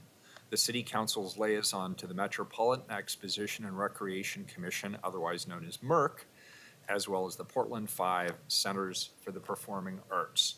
Commissioner Ryan is traveling this week on city business, so I'm introducing the item on behalf of both of us. MERC is a metro commission. Excuse me, Mr. Mayor. What? I'm sorry. Commissioner Maps has left the room. We need to recess to hear this item until Oh, he he did, returns. sorry. I guess I'm not as observant as I used to be. We'll take a, no, here he is. Do you need me? Yeah, apparently you left and I didn't notice. Oh, And well, I got in three. Did I trouble miss for it. Rubio? No, she had to leave.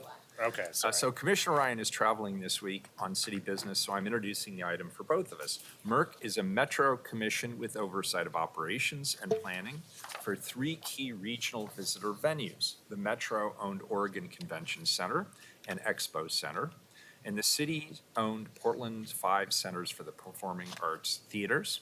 These facilities are critical to supporting the region's travel, tourism, and convention industry, which contributes billions in direct visitor spending in our city every year and supports over 30,000 jobs.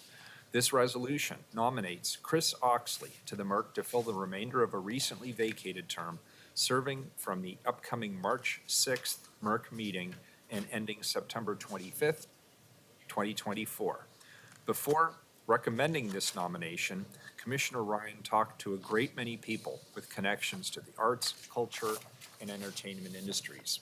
Though Mr. Oxley was not able to join us this morning, I've known Mr. Oxley to be a seasoned sport and entertainment executive from his many years with the Portland Trail Blazers. He is well suited to represent the city's and the community's interests in the very important venues overseen by the commission. There is no staff presentation on this item today. However, there may be public testimony. Rebecca, has anybody signed up? No. All right, very good. Colleagues, any questions that I will do my level best to answer?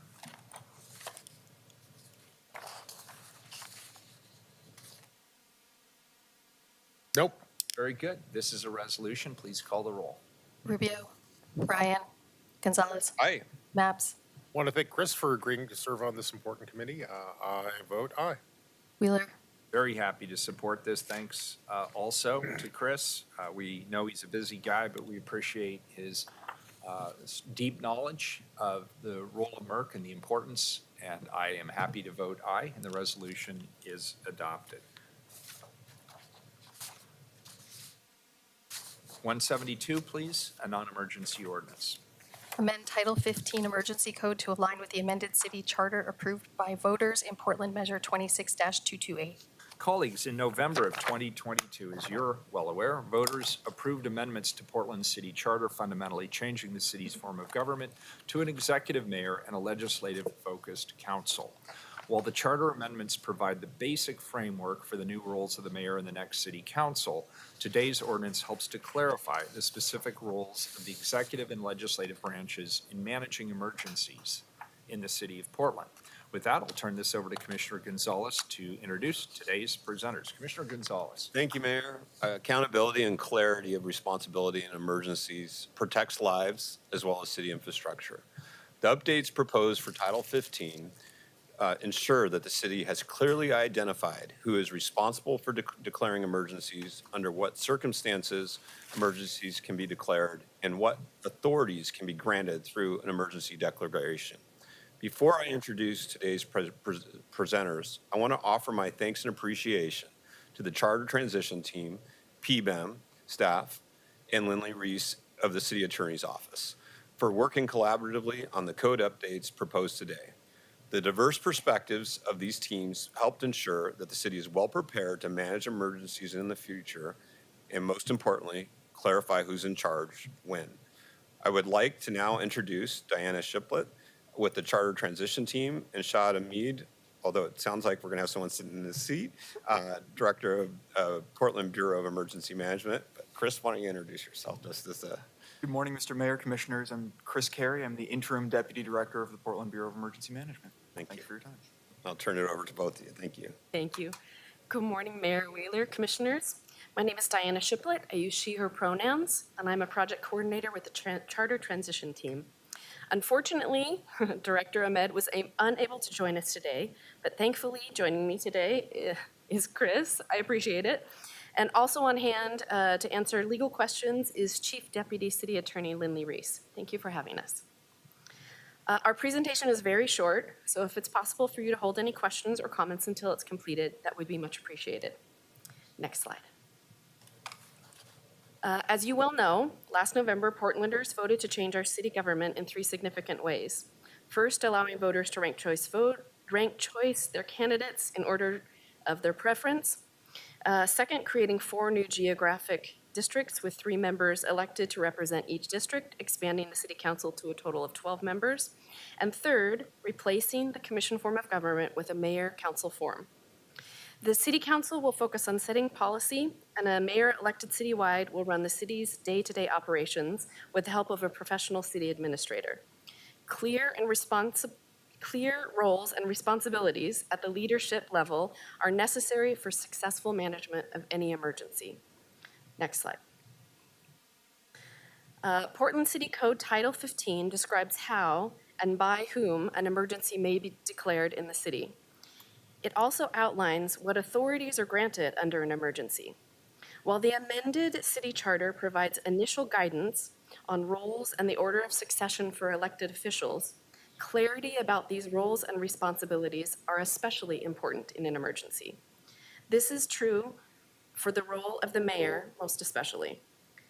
Emergency management is largely an administrative function, and as the head of the administrative branch in the next form of government, it is vital that the office of the mayor have an expanded succession in place. The proposed update to Title 15 names more than 20 potential successors, which hopefully will be enough in a catastrophic emergency. Additionally, Portland Bureau of Emergency Management, as the city's experts in emergency planning, have provided us with a few additional recommendations for revisions to the code to improve their emergency response. It's my understanding that they will have additional recommendations to bring forward at a later date. Next slide. So what are these proposed changes to Title 15? Next slide. Hi, good morning again. I'm Chris Carey. I'm the interim deputy over at PBEM. The first proposed change is that the mayor, as the head of the executive branch, is the authority for declaring an emergency. This is because emergencies require unique, urgent, coordinated efforts by city bureaus and personnel, all of whom will be overseen by the mayor starting in 2025. The mayor may delegate their emergency powers to the city administrator, PBEM director, or other appropriate officials as needed. Second, under the proposed code, emergencies can be initially declared for 21 days and renewed by the declaring official in increments of 14 days thereafter. The declaring official may also request that council extend an emergency declaration for up to 60 days. An extension of this length can help ensure that the full length of the emergency is well managed into recovery. This includes ensuring that the public safety and resources are placed, paperwork is completed, payments are completed, and other technical operations which are necessary but often forgotten are followed up and completed successfully. Next slide. The next bucket of changes are related to the management of emergencies. First, we're proposing that in addition, the city may halt the movement of trains, boats, or other vehicles in an emergency. And this is really a clarification of existing code, just kind of bringing it into line with current practices. Second, we better define the duration and definition of a housing and sheltering shortage emergency. Outside of that, we've kind of left that section pretty straightforward, left that section alone. This is because our current housing and sheltering related activities were established under this code, and we do not want to unintentionally interfere with those activities. Lastly, we have updated the order of succession for the mayor. So the city charter states the mayor is chief of staff as their successor, and it's important that in a catastrophic emergency that we have a robust list of successors who can declare an emergency for the health and safety of the city. The current list includes bureau directors, and the succession list we are proposing incorporates the new city administrator, deputy city administrators, and keeps bureau directors in there in a thoughtful order. Next slide. The final area of change we propose in Title 15 is related to the balancing of authorities between the legislative and executive branches. This was the one area in which the transition team and PBEM had many, many discussions and debates. Thankfully, we were able to come to a compromise. Based on input given throughout the charter review process and what authorities our jurisdictional comparator cities authorize in their code, the transition team felt it was important to balance the mayor's authority as the declaring official with some legislative oversight by the council. At the same time, PBEM was concerned with the ability to fully prepare for and manage emergencies without them becoming political. In the end, we agreed to compromise and have included in the proposed code before you the ability for council to modify or terminate an emergency agreement, but only after the initial 21-day declaration and only with a vote of a supermajority, meaning 9 members of council. Next slide. And that is the end of our presentation. So we'll open up to questions. Very good. Colleagues, any questions? Commissioner Maps? Yeah, I have a couple.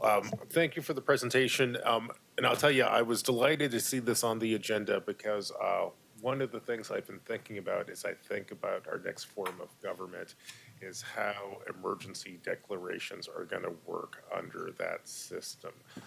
Indeed, you know, you might think of, if we have a city administrator, in many ways that almost seems like an emergency declaration in place, at least operationally, if you follow my drift.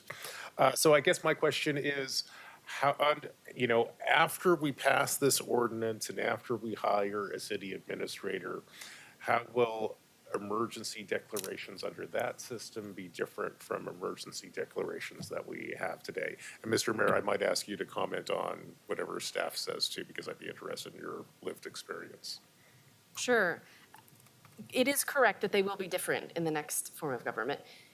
Most especially that they will probably be called less often because you won't need to have an emergency declared to get bureaus to work together because they are all underneath a singular authority. So the mayor in the future form of government will be able to say, you are going to work with you and we're going to get this emergency handled. So yes, there will probably be fewer is the biggest change. I concur completely. I mean, operationally, I don't see much changing except for the fact that the government itself will have shifted, and frankly, it will make it much easier for the city to respond to emergencies. Correct. I see this as nothing but an improvement. So, and that makes sense to me. So currently when we declare an emergency, a lot of the power is centralized, frankly, in the mayor's office, and we've all been through this. I've had forest fires, I've had snowstorms, and then when you pull off some or parts of bureaus to work with other bureaus to manage an immediate crisis. And at least in theory, that crisis is being managed by the mayor's office. Now, and it seems like, if I'm understanding the language here, in the emergency declaration of the future, that's still going to be managed by the mayor's office, or is it going to be managed by the city administrator, or? Go for it. So as I understand it, the mayor will be the declaring official, but the mayor is still empowered to declare a designee, whether that be the city administrator, the director of PBEM, or another appropriate official as they see fit, with the powers of the mayor to meet the needs of the community during that emergency. The powers of the mayor. Seems like the powers of the mayor or the powers of the city administrator? I believe the mayor, although I defer to council on that. So my reading of this was it is the mayor who's allocated the authority, and the mayor, quote, may delegate that authority. I can't think of any circumstance where the mayor would not delegate that authority. I mean, routinely, we're under multiple emergency declarations right now, and routinely I delegate either to Michael Jordan, or I delegate to Shad, or I delegate to others who can manage the day-to-day comings and goings of an emergency. And I think operationally that's what people expect to happen, but it's not required to. Correct. Thank you. I appreciate this conversation. And just for candidates listening at home and Portlanders thinking about the future, You probably don't realize how often emergencies happen in this town. The space is really important. One of the things I like about our new charter is that I think it kind of captures some of the best of us when we are in an emergency situation. However, how to read kind of the white space in this particular transition is also a challenge too. Thank you very much. I got no more questions. Great. Anybody else? Do we have public testimony on this item? We do. We have one person signed up. Great. Jared Essig.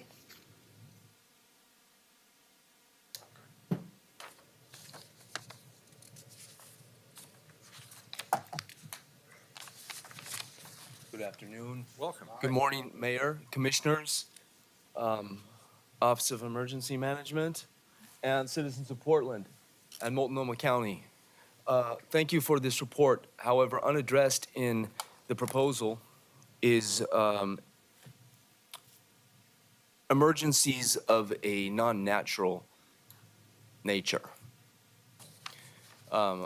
We do need to prepare for the big earthquake, but we also have to prepare for other things. For example, mass civil unrest. What do we have to prepare for another event of the type that we experienced in 2020? The results of which are still with us, as everybody knows. Now, in order to address that, we're going to have to deal with multi-jurisdictional declarations. Now, what are you going to do if the federal government declares an emergency, but the city, for political reasons, refuses to do so? Perhaps, there's a lot of people that would like to be known as an anarchist jurisdiction here in Portland, and take that as a symbol of pride. And this place is called Little Beirut for a reason. Now, the district attorney and the chief judge, I understand, are county employees, not city employees. And much of the emergencies that we're currently facing are the county's responsibility. In fact, there's an item on the agenda that's going to address this very point. 178, you're going to urge the Multnomah County Chair to pilot an ambulance response model to address the paramedic staffing shortage and reduce instances when no ambulances are available to respond to emergencies. Now, this is an urgent public safety concern that has to be addressed, but it is a reaction to a problem. Just like dealing with the staffing shortages in the police bureau is a reaction to a problem. And all of these reactions exist in a vacuum created by the absence of moral and intellectual leadership.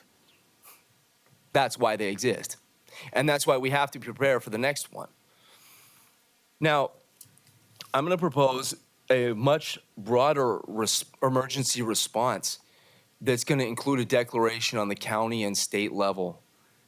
And this may require lobbying other jurisdictions. And I'm going to come back and give public comment on how I propose that to happen. But I'm volunteering right now as essentially your deputy foreign minister for Tri-County and Metro relations. I was at the county meeting last Tuesday and the Thursday before, and I want you guys to appoint one of you as your foreign minister to go tomorrow to the county and to lobby them with me. Because what's needed is a judge, a prosecutor, and a mayor to stop hiding behind the police and come together to make a public declaration. That's what's needed. Oh, and defund the police. All right. Any other public testimony? That concludes testimony. Commissioner Maps had a comment. Sorry. Jared, I just want to thank you for your testimony, and also I want to underscore the issue that our colleague and friend points out is real. We live with it all the time. I think of some of the challenges that we have when we have a winter weather event, which requires both the city and the county to move with some dispatch. Often there's friction between, or at least a lack of coordination between the city and the county as we try to move into these spaces. Could also take a look at the fentanyl emergency, which was recently declared, where both the city and the county are moving forward with this, but often our efforts are not as well coordinated as they should be. God help us when we have a major earthquake that brings down freeways and bridges and whatnot, and we all need to work on the same page. So thank you very much. We always appreciate hearing from you. Commissioner Gonzalez. I could say a lot about emergency declaration involving the county, but it's its own bucket of complexities. But the illusion of civil unrest scenario, I think as a community, we do have to digest what occurred in 2020. I encourage those listening at home to review the independent report on the police response. I think it was extremely insightful as to what we did right, what we did wrong, and some of our capacity constraints in responding to the future. We are doing work inside of PBEM and police to prepare for the future there, but it's an ongoing issue, including whether mutual aid networks will work when we really need them. And that's why it's important for, as a community, for us to clearly articulate that we're supportive of law enforcement, particularly those that are accountable, because when we have the civil unrest that was alluded to, what our neighbors are willing to support and what they're not is going to matter. And I'll leave it at that. Thank you. Yeah, so I'll chime in on this as well. First of all, I know that there are some candidates for city council who are listening to this conversation. It is very important for you to read up on the incident command management structure. And one of my concerns has always been that we really don't drill it in from top to bottom, what that means, how it operates, and who is responsible for what in the event of a declared emergency.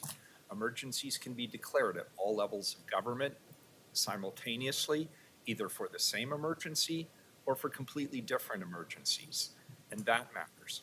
The job of our Emergency Management Bureau is to make sure that we are appropriately plugged in to the incident command management structure at the right level to ensure that the folks upstream from us understand what is going on in the community, what our needs are, what our resources are, and to respond for their requests, for our assistance on anything else. A great example of all of us working together is this I guess I'll call it a trilateral declared emergency around fentanyl. Much of that, because it's new territory, is focused on figuring out who is responsible for what, who has what resources, who has what funding capacity, how do we all bring it together in a consolidated package that makes sense. Maybe a better example would be when we had a catastrophic wildfire in the Columbia River Gorge, where we had multiple layers of government from many different jurisdictions working together under a unified command to address on a moment-by-moment basis what was going on in the gorge. Here at the city, the biggest obstacle to overcome is the one that this ordinance actually, I think, does a really good job of overcoming, which is coordinating our bureaus. And I agree with Commissioner Gonzalez. There's much to read in that report, and I hope it's taken off the shelf from time to time. There are declarations that can be made by the mayor. The mayor, for example, in an act of civil unrest, can and has declared a curfew. There are consequences to that, but that can be done. The mutual aid piece that Commissioner Gonzalez raises, the police have been working relentlessly on ensuring that they have mutual aid going forward. And it's a very complicated issue. There are very complicated issues across jurisdictions, and it's not all politics. A lot of it, frankly, is legal and liability related. And so it is incumbent upon the Police Bureau and the Emergency Management Office to continue those conversations and reach compromise where it makes sense. And I will just remind people that I offered a blanket immunity to law enforcement agencies throughout the region if they chose to participate. It turned out that wasn't really the issue. There were other issues, but it is complicated. And last but not least, the individual commissioners need to understand what their role and responsibility is. Nobody gets it right. That's the first thing we all understand about emergency management. I think we're well prepared for the catastrophic events. I mean, these guys will correct me if I'm wrong, but if we have a massive earthquake, I actually think there's been a lot of planning and a lot of communication amongst emergency management organizations. It's the stuff we don't anticipate. Fentanyl being a great example. The heat emergency that killed dozens of people in this city a few years ago, something that 5 years ago nobody would have even contemplated as a possibility. The catastrophic fire in the Columbia River Gorge. Fortunately, our fire bureaus around the region were extremely well coordinated and had gathered, unfortunately, in Southern Oregon and Central Oregon for large wildfires previously. So they had some on the ground, boots on the ground experience that they could bring to bear pretty quickly in the Columbia River Gorge. But it's always trying to figure out what is the unanticipated one that nobody saw coming. And when it happens, how quickly, effectively, and professionally can we organize to respond rather than everybody just panicking? And part of it is acknowledging that in a major event, we could all be dead. So the question, who's in charge? You have to answer that question. And what I like about this ordinance is it answers the question. And so, I strongly support this. I think it's good, really solid work, and I think you took into account a lot of the concerns that I've had previously about this, and it's solid. It's really good. I wish Shad was here to hear me say nice things about him. Commissioner Maps. Mr. Mayor, I want to thank you for that advice to future counselors. I think that's awfully important. Anyone who's spent time in City Hall knows that emergencies happened, and they happen frequently. This is also a space I've been thinking about a lot, and as I look out into the audience, I see we have smart staff who are preparing for both future emergencies and frankly preparing to onboard future members of council. One of the things I certainly have been thinking about and hope this will happen for future members of council is as part of their onboarding is maybe a couple of tabletop exercises to take people through various emergency scenarios. Ones that have really shaped my life and my experience in this job have been snow, heat, forest fires, civil unrest, and public health. I don't quite know what a tabletop exercise on those would look like, but it's really important to work through because the degree to which different bureaus and even programs within bureaus need to work together, you will certainly discover the capabilities that you don't have when you have a gigantic forest fire that's not in your city boundaries but impacts, say, your water supply. It's quite complicated, and historically the way we train at least electeds up on that is just to live it, and that may not be the best scenario or the best way to approach a challenging moment like that. That's all I got. I want to highlight two failures. I'm taking the Gonzalez challenge is what I'm going to call it, because I think we learn more from our failures than we do from our successes, to be honest. Many years ago, I think almost 7, I brought an ordinance forward that was a time, place, manner restriction in the event of civil unrest. And what I had in my mind then was two factions with very different politics seeking and declaring that they would have a fight on the streets of our city. And the thought was, how do you protect the city while preserving First Amendment rights for people to yell at each other? And we came up with an ordinance that created separation between the two groups that we could enforce. We could enforce that separation, and the police bureau was willing to do it. The council didn't support it. And I always regretted that because I think that was a missed opportunity that would have been helpful to us in later years. The second failure was during the 2020 riots, and I'm being very specific about events that were declared riots, we needed other city resources to be able to support the police. And one of the requests that was specifically made was to the Bureau of Transportation to provide heavy vehicles.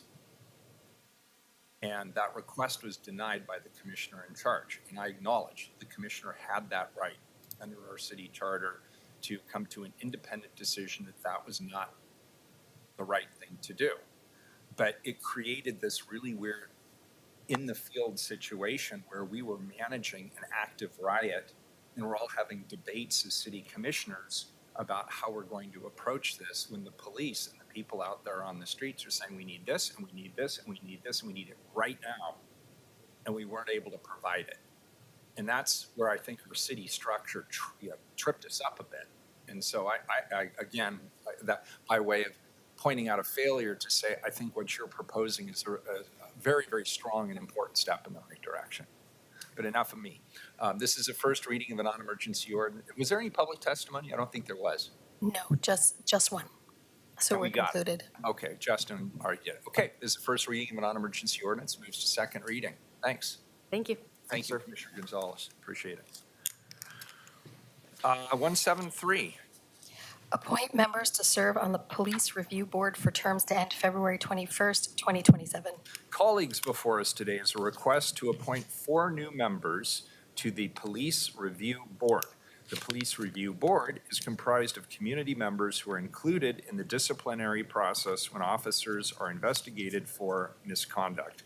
These community members volunteer their time to review investigatory files and vote on findings and recommendations made to the Chief of Police regarding the conduct and the imposition of proposed discipline. It bears noting that this group of volunteers will continue to be a critical part of the police disciplinary system while we continue pressing forward with the implementation of a new police disciplinary system. The folks we are considering today represent broad perspectives and experiences from our local community. Here to tell us more about these candidates is Ross Caldwell, the Director of the Independent Police Review. Welcome, Director Caldwell. Thank you. Good morning, Mayor Wheeler and members of council. For some reason, my camera is not working, so hopefully you can hear me okay. We hear you loudly and clearly. Okay, sorry about that. Not a problem.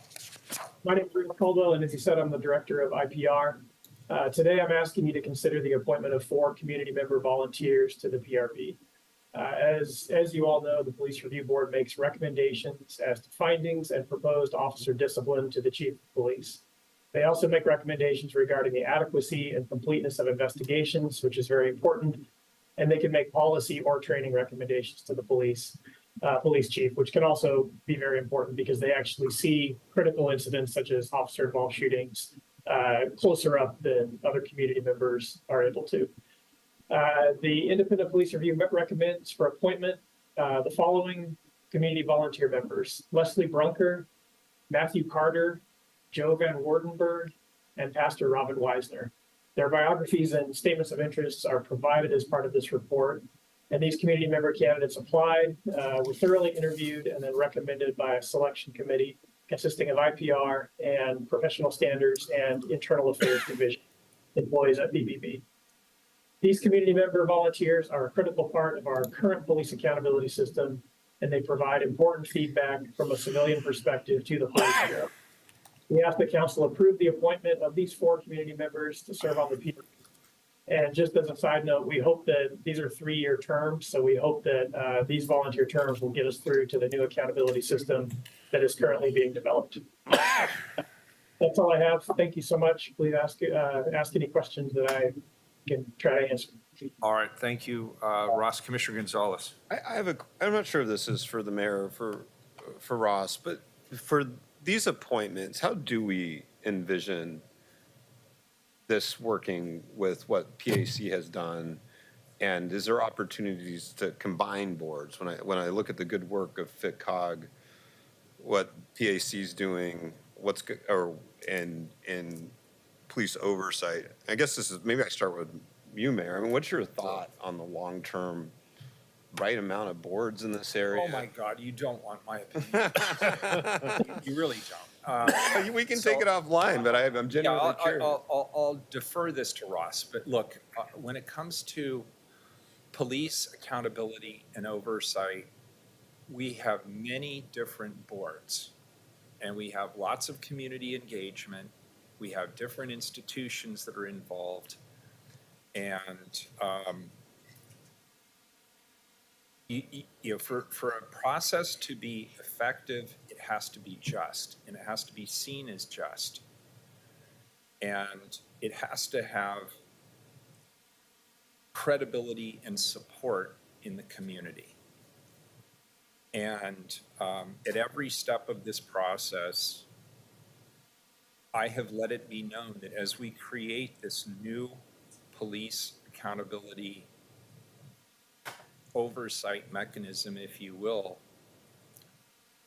it has to be seen as credible in the community. And so I've had some of my, arguments and disagreements over why certain people are excluded and certain people's relatives are excluded from participating. I think that hurts the legitimacy of a process when you say not everybody is eligible to participate. I think there have been too many boards and commissions, which has made the process long and confusing, both for the officers who are accused of misconduct, as well as for the community at large that expects an accountable policing system. And it's hard sometimes to see how these different efforts interact, particularly from the public's perspective. The PRB versus, the work that Ross and his team do. PRB, IRB, Independent Oversight Board, FITCOG.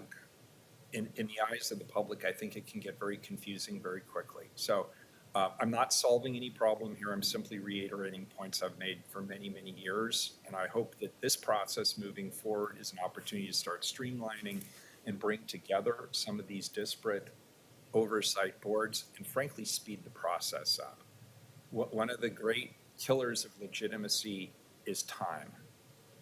And if it takes years for these issues to work themselves through the accountability system, it's not in the service to anybody. It's a disservice to the officers involved, and it's a disservice to the public that is waiting for an answer.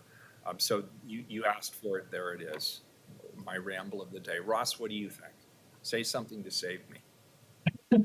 Well, I very much agree. I think that, I think one other point, there's a lot of different boards. There are a lot of different groups that give a lot of recommendations. Our office gives recommendations. There are people that are internal to the police bureau giving recommendations. And a lot of these things were envisioned before the city was under a settlement agreement. So there's also a lot of feedback coming from the DOJ.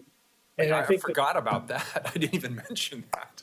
That's a whole different rant. And a budget advisory board for That's the correct. police. I mean, Right. And I think it can be hard for the police bureau to take in that many recommendations at a time. And I think that can lead to, at times, volunteers in different groups feeling like they're not being heard. And I think it does impact the health of these various groups. And so now that we're kind of in the midst of an overhaul, I agree. I think this can be made more efficient. And, if there's a centralized, legitimate place that the community can provide engagement, I think that makes a lot of sense. So I hope that we go in that direction. It sounds like we still have some things to figure out, but a lot of work has been done, and it's underway. This group will specifically review investigations and sit on the PRB. So they recommend in or out of policy and disciplinary recommendations, and they can make different recommendations for things that come out of that. And the last thing I would say is that I think as we're putting together exactly how the new thing works, I think that volunteers, these volunteers from the Police Review Board and also the Citizen Review Committee, they've seen a lot of administrative investigations. So I think they have some important input to give. And I know that's something that we've talked to folks at the city attorney's office and I think some of your staff about. So I think that'll get incorporated when we get to that point. Thank you.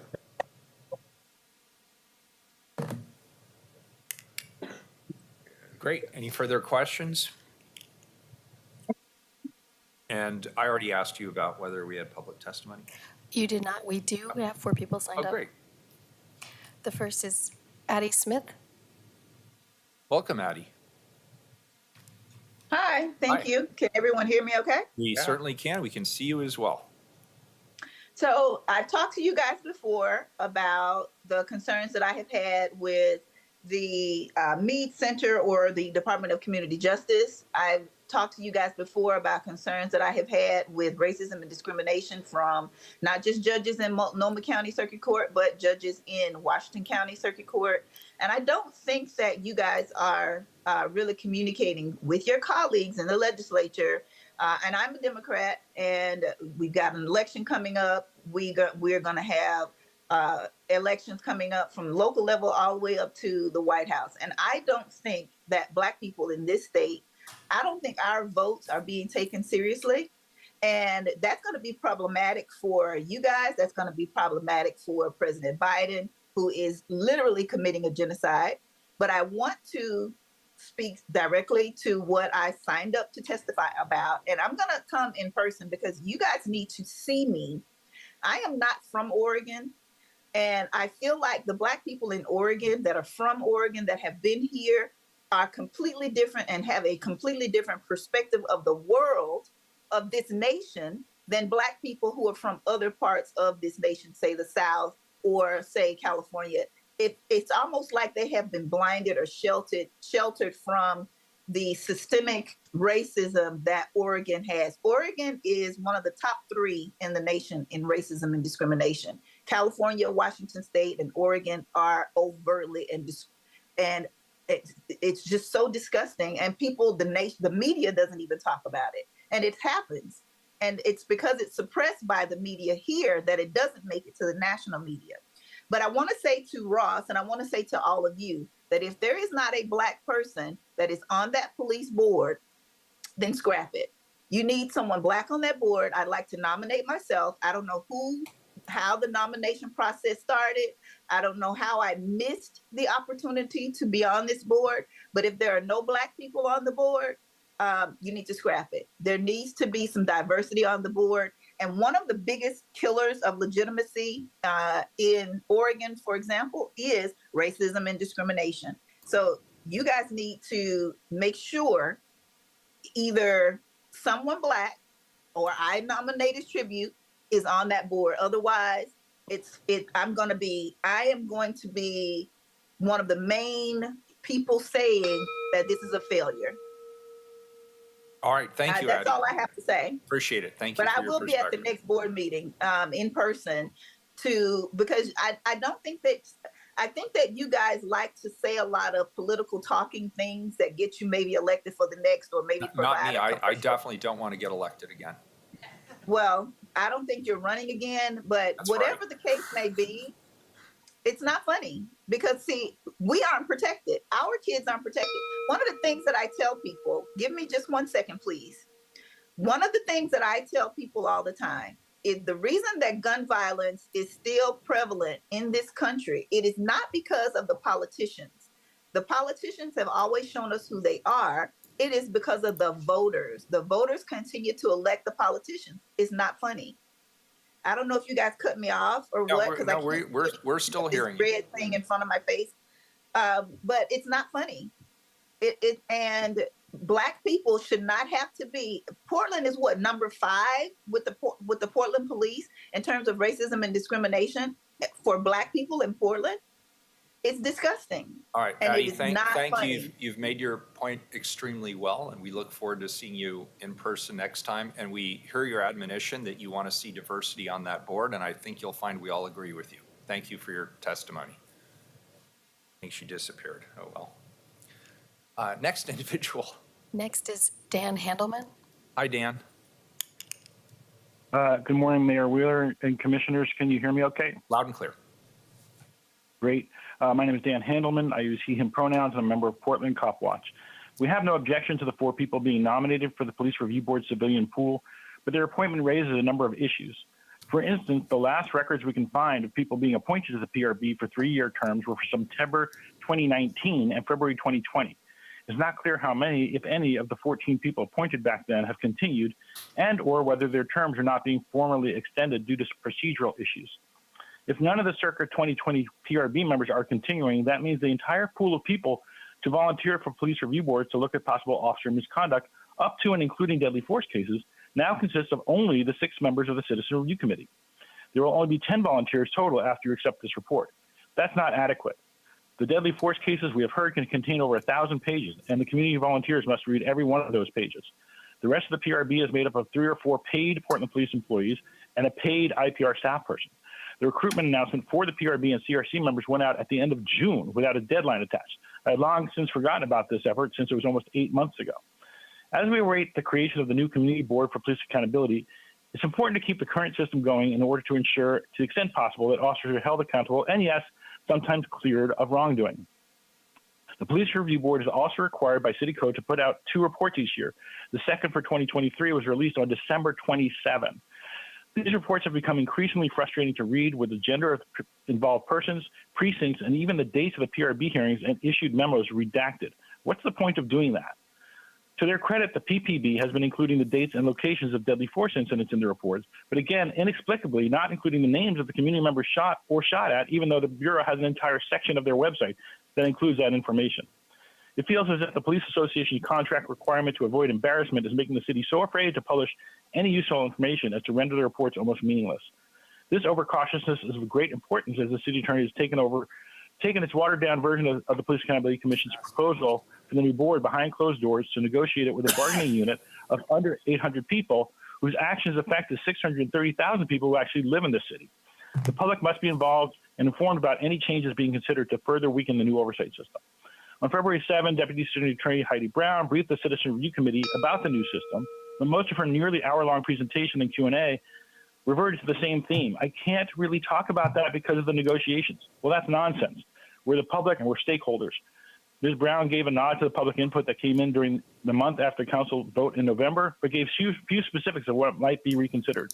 I personally spent 20 months of my life working with a wonderful group of other volunteers to create a strong and even-handed plan for the new system, only to have it looked at as if some crazed, cop-hating anti-authoritarians will use it to tear down the whole police bureau. Again, that's nonsense. Dan, thank you for your testimony. And I have a request for next time. I cut you a little slack because you're a regular here.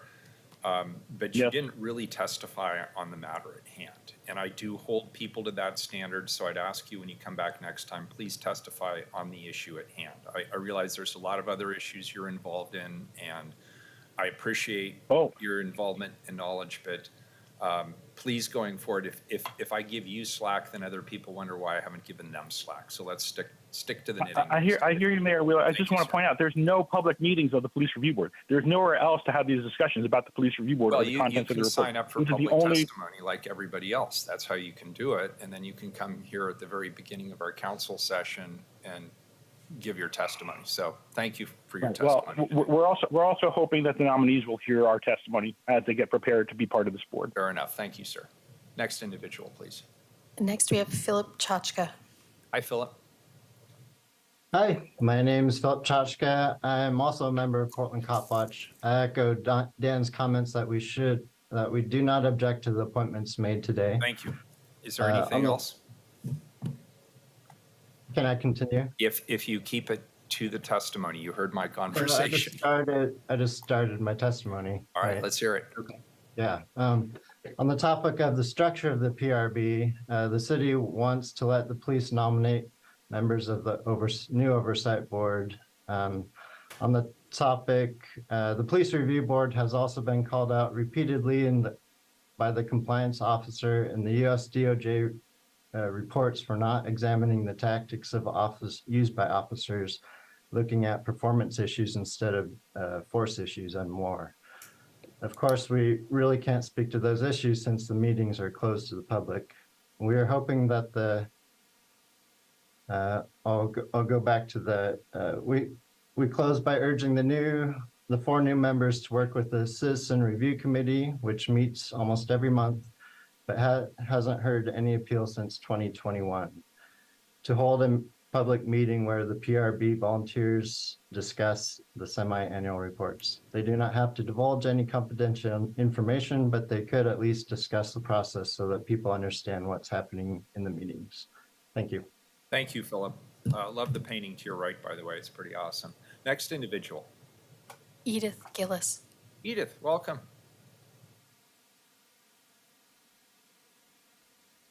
Edith, are you there? Can you hear me? Yeah, now we can. Good morning. I'm Edith Gillis, and I object to these 4 nominees. This decision does financially and politically affect the city and local economy. When civilians see proof that police screen, interview, influence, choose, train, inform, or withhold information from, recommend, and approve the volunteers as a rubber stamp so police feel confident they can continue with immunity to harass, terrorize, extort, rob, assault, rape, torture, kill, and lie, then it makes civilians think it's not safe being here. So they will, if they have the ability, move elsewhere and invest elsewhere. We will lose our tax base and our income, and we will lose the cooperation and the trust that we need as a community to avoid what you were complaining about in 2020. This process and the kinds of obvious bias these pro-police for applicants have, an anti-Portlanders and human rights, increases the city losses with litigation, lawyer costs, overtime, corruption, fines, and it also increases the belief that many police think they can get away with what they're doing. These 3 white pro-police volunteers, without the lived experience to recognize, report, and resist the wrongs, with demonstrated moral and physical courage to stand up to cops and corporate powers, are not what we need now. Matt Carter was correct to address that we need to address the causes with good analysis. However, the National Science of Professional Engineers and many investigators of Boeing have shown that during his decades of work there was corruption, sexist, racist approval, and that purest sense of the white European engineer belief that you can look at something outside of context, outside of relationships, has why things have failed, without having the moral courage to stand up to the for-profit war industry. More people are dying, we're losing our money and our tax base. It's anti-democratic. I've not heard or seen any way in which Leslie Brunker has said that even though she can pay $600 a year for Rotary fees, that she's paying anything towards learning to be anti-racist or to pay reparations, for example, the $600 per windshield that the police break of media or medics or legal observers. I'm not seeing any way that people are hearing anything. They're saying, yes, I come from a bias. I come from a background where I'm ignorant, but I am taking the following trainings. I am spending these months in a homeless camp. I am connecting with the folks who are targeted by police so that I can understand and recognize when things go wrong, that otherwise in my white privilege and white fragility, I'm oblivious to. I think we definitely need to find better people than this and a better process of this. And the lack of this and the questionable timing of this makes us lose any credibility. It's not going, the amount of time, it's not going to improve our protections. Start over, do it right. All right, thank you, Edith. You're always clear, as per usual. Colleagues, I would just like to note that this panel is diverse. And I think some of the people testifying may not have actually done their research very thoroughly before they made what I think are fairly personal attacks against some of the people who are kind enough to be volunteering their time to serve. Any further public testimony? There is. We have one additional person signed up, Charles Simca, Bridge Crane Johnson. Welcome. Thank you for being here.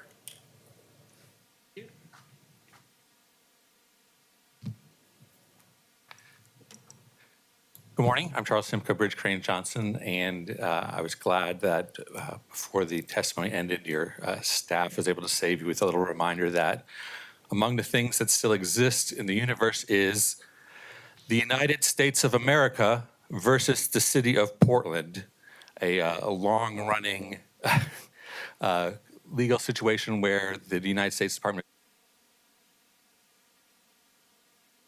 Microphone just turn on. Yeah. There. Maybe now distance? Oh, all right. cut out for and found that there's a pattern in practice that is disadvantageous towards people experiencing or appearing to experience mental illness. I haven't done what other testifiers seem to have done as far as looking so closely into the background of these volunteers. I do think it will be interesting to see that what happens once we have the new voter-approved oversight board. Does that phase these people out? If we moved quickly with the new board, would these people not necessarily need to serve their terms? I hope that in the future that, it doesn't need to be answered right away, but I think as the faster we move with a voter-initiated process, the more these concerns that have come up about the diversity of the panel and such can be addressed. I think that will cover it. I do wish that it was easier to find on the website a listing specifically of citizen volunteers in the police review board and that had the footnote about how many different police staff or city staff are also part of the police review board. Thanks very much. Yeah, thank you. Appreciate your testimony. That concludes testimony. All right, great. Dare I ask any questions, colleagues? Seeing none, I'll entertain a motion to accept the report. So moved. Commissioner Gonzalez moves. Can I get a second? Second. Commissioner Mapp seconds. Any further discussion? Seeing none, call the roll, please, Rebecca. Rubio, Ryan, Gonzalez. So appreciate these folks' willingness to serve. I vote aye. Maps. I appreciate the public testimony today. I want to thank these volunteers for agreeing to serve on this important committee. I vote aye. Wheeler. I wish that in this community, we would give our fellow citizens who volunteer to support, to help our community, the benefit of the doubt. And if you don't like the people who are stepping forward to volunteer in their spare time to help the community, guess what? You can volunteer. You can sign up to serve on one of these committees too and have your voice or your perspective heard. But what I really wish would end is people coming to this council to disparage their fellow Portlanders who are willing to step forward and serve. I hope that we can become a more civil society in that regard. And I've sat here for 7 years and I've listened to people who have disparaged people who are willing to serve on a variety of committees. This city is run by a committee structure. We have their city council, of course, but then we have dozens of these committees that are just ordinary folks who are willing to step forward and serve on behalf of all of us. And we should celebrate that. And I celebrate these individuals who are willing to serve on what is a very, very tricky volunteer position. This is a tough one. And it's critically important because, again, it gets back to legitimacy. And we all understand that we have to have public eyes on every aspect of the public safety process. But let's give these folks a chance. Let's let them do the work that they want to do on behalf of all of us. And give them the benefit of the doubt. That's all I'm asking for. I vote aye. The appointments are approved. The report is accepted. Item 174, also a report. Accept two guaranteed maximum prices of $3,469,244 and $4,796,719 from Howard S. Wright for construction of council chambers, councilor offices, mayor and city administrator offices, and major maintenance. Colleagues, with ballot measure 26228, Portland voters approved transformational changes to their city government. In order to accommodate the changes within the city's physical structure, the Office of Management and Finance Facilities Services renovating City Hall's council chambers and the workspaces that support the new 12-person council, the mayor, the city administrator, and the support staff. As part of this renovation, City Hall will receive vital upgraded security, audio-visual, and broadcasting enhancements to accommodate the public and council processes, as well as long overdue major maintenance work to the facility itself. In accepting these guaranteed maximum prices, this item would allow construction work to commence in these spaces. Biko Taylor, Chief Procurement Officer, and Maddie Sauer, Manager of the Division of Asset Management, are here to present this item. Welcome. And I'm sorry I don't remember your name. Travis Reed. Travis, and you represent? Howard S. Wright. Howard S. Wright. Okay, welcome. We're glad to have you here too. Director Taylor, I'll turn it over to you to start, I guess. Is it still morning? Maddie, Good is morning, this Mayor you? Wheeler. So I'll start off by just giving the procurement overview of the project. Thank you. For the record, my name is Biko Taylor. I'm the city's chief procurement officer. On April 19th, 2023, City Council approved an exemption ordinance 191246 to complete this project. The initial engineering cost estimate was $3.97 million, and the confidence level at that time was low.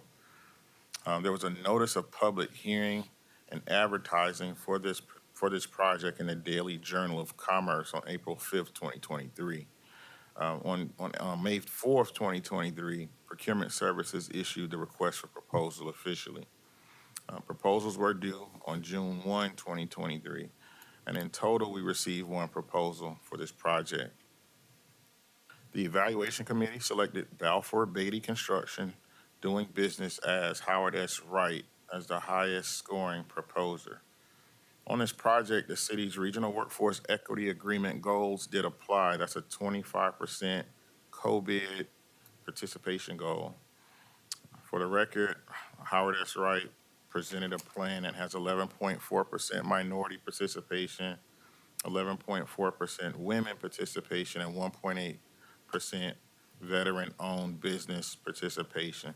Howard S. Wright is located in Portland, Oregon. They are not a state-certified co-bid contractor. They do have a current City of Portland tax registration and are in full compliance with all of the city's contracting requirements. If there are any questions on the procurement process specifically, I'm happy to answer them. If not, I will welcome my colleague, Maddie Souter, to answer any other questions.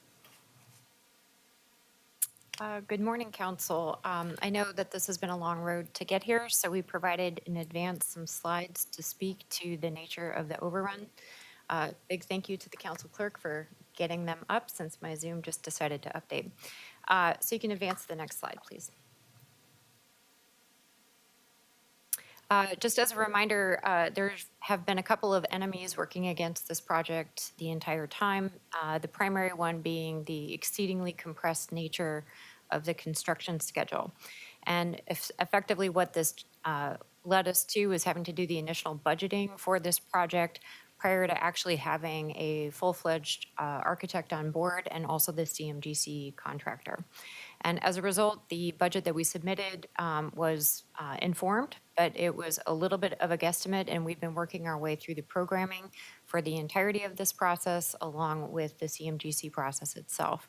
So initial budgeting, I believe, was back in January or February of last year, and we have reached the point in which the guaranteed maximum price is available and ready to be reviewed. Next slide, please. Just as a reminder, there are two GMPs that are coming forward. The first is for council chambers itself, and the second is for council workspaces, and we added into that as part of our October work sessions something called major maintenance. And so this is a recognition of the fact that the council offices are frequently occupied. It's very difficult to do maintenance in those sites. So we are replacing 46 heat pumps that are on the second floor and doing seismic bracing and lighting upgrades in those areas. So these are capital projects that we would be pursuing anyway, but as long as the offices are down, it makes a lot of financial sense for us to do them at the same time. Next slide, please. We wanted to give you a comparison of the original cost estimates and the actual. The original is a little bit confusing because this is a cobbled together set of budgets that don't per se relate to the original GMPs.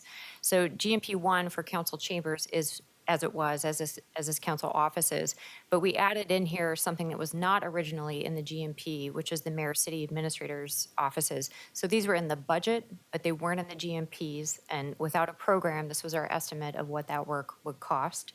And then we have a major maintenance line item that we've taken from our 5-year capital plan. This was our guesstimate of what these activities would cost if and when we got to do them. So we've added them here just to kind of create an apples to apples scenario. So you see original estimates without programming and vetting came in at $6 million. The actual bid to do this work is $8.2 million. So there's a delta of about $2.2 million now that we have more information about the programming and constructability, and we have hard bids. Next slide, please. We did do some assessment of what drove those costs. So for lines 1 and 2, the administrative offices and major maintenance, as noted, these were not necessarily part of the original GMPs. They were added to the GMPs. We pulled both of them into the project because it was more cost effective to do them with the project than to delay them a year or indefinitely. So even though we have refined programming that has added to the cost of the project, it's still cheaper than if we were to wait to do those projects separately or at a future date. Number 3 is an all-user restroom. So when we originally came to you with this project, we had done preliminary test fitting with our interior designer and concluded that we didn't think we could reuse City Hall council chambers for the council chambers. So we had pitched to you that we thought we were going to the Portland building, Leah Hing room.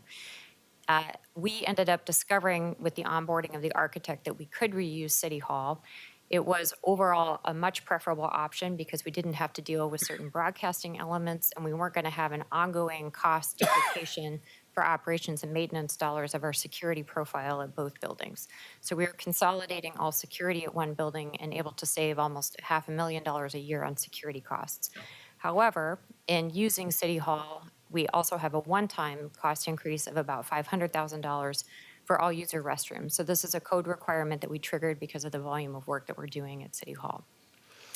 There are also two cost drivers related to construction. So one is COVID premiums. So we obviously have MWESB COVID goals for this project, but it's also a very specialized project. There aren't a lot of MWSB contractors in this space. And so we paid premium pricing to make sure that we could recruit individuals and firms to this work. And ensure that they could get that work done on the tight timeline. We also end up triggering something called REWIA, which is a regional equity agreement, which has a bit more administrative burden than traditional COVID projects.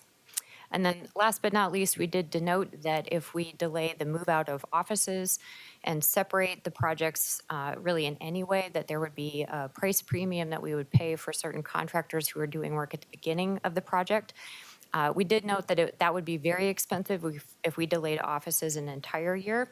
We shaved that price premium down by agreeing to a move-out date of summer. I think July 1 is the date. And so we cut that premium down to about $575,000. So those are the drivers of cost in the project. And I believe that's the last slide, but I'm also happy to turn it over to Howard S. Wright if you have any questions, or we can field questions as well.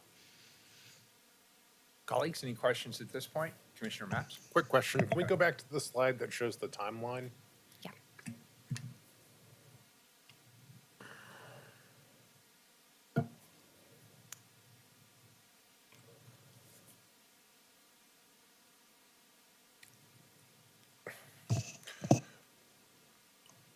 Okay, so I guess I'm trying to interpret the timeline.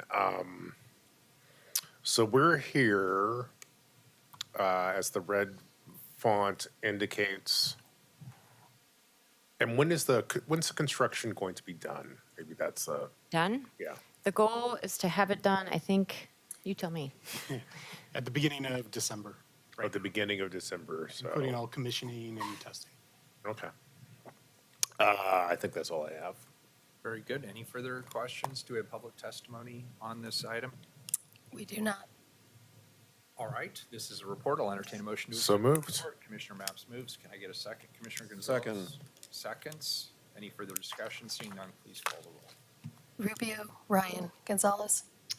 I'm going to vote to accept the report, continue to have concerns about cost overruns on charter reform transition.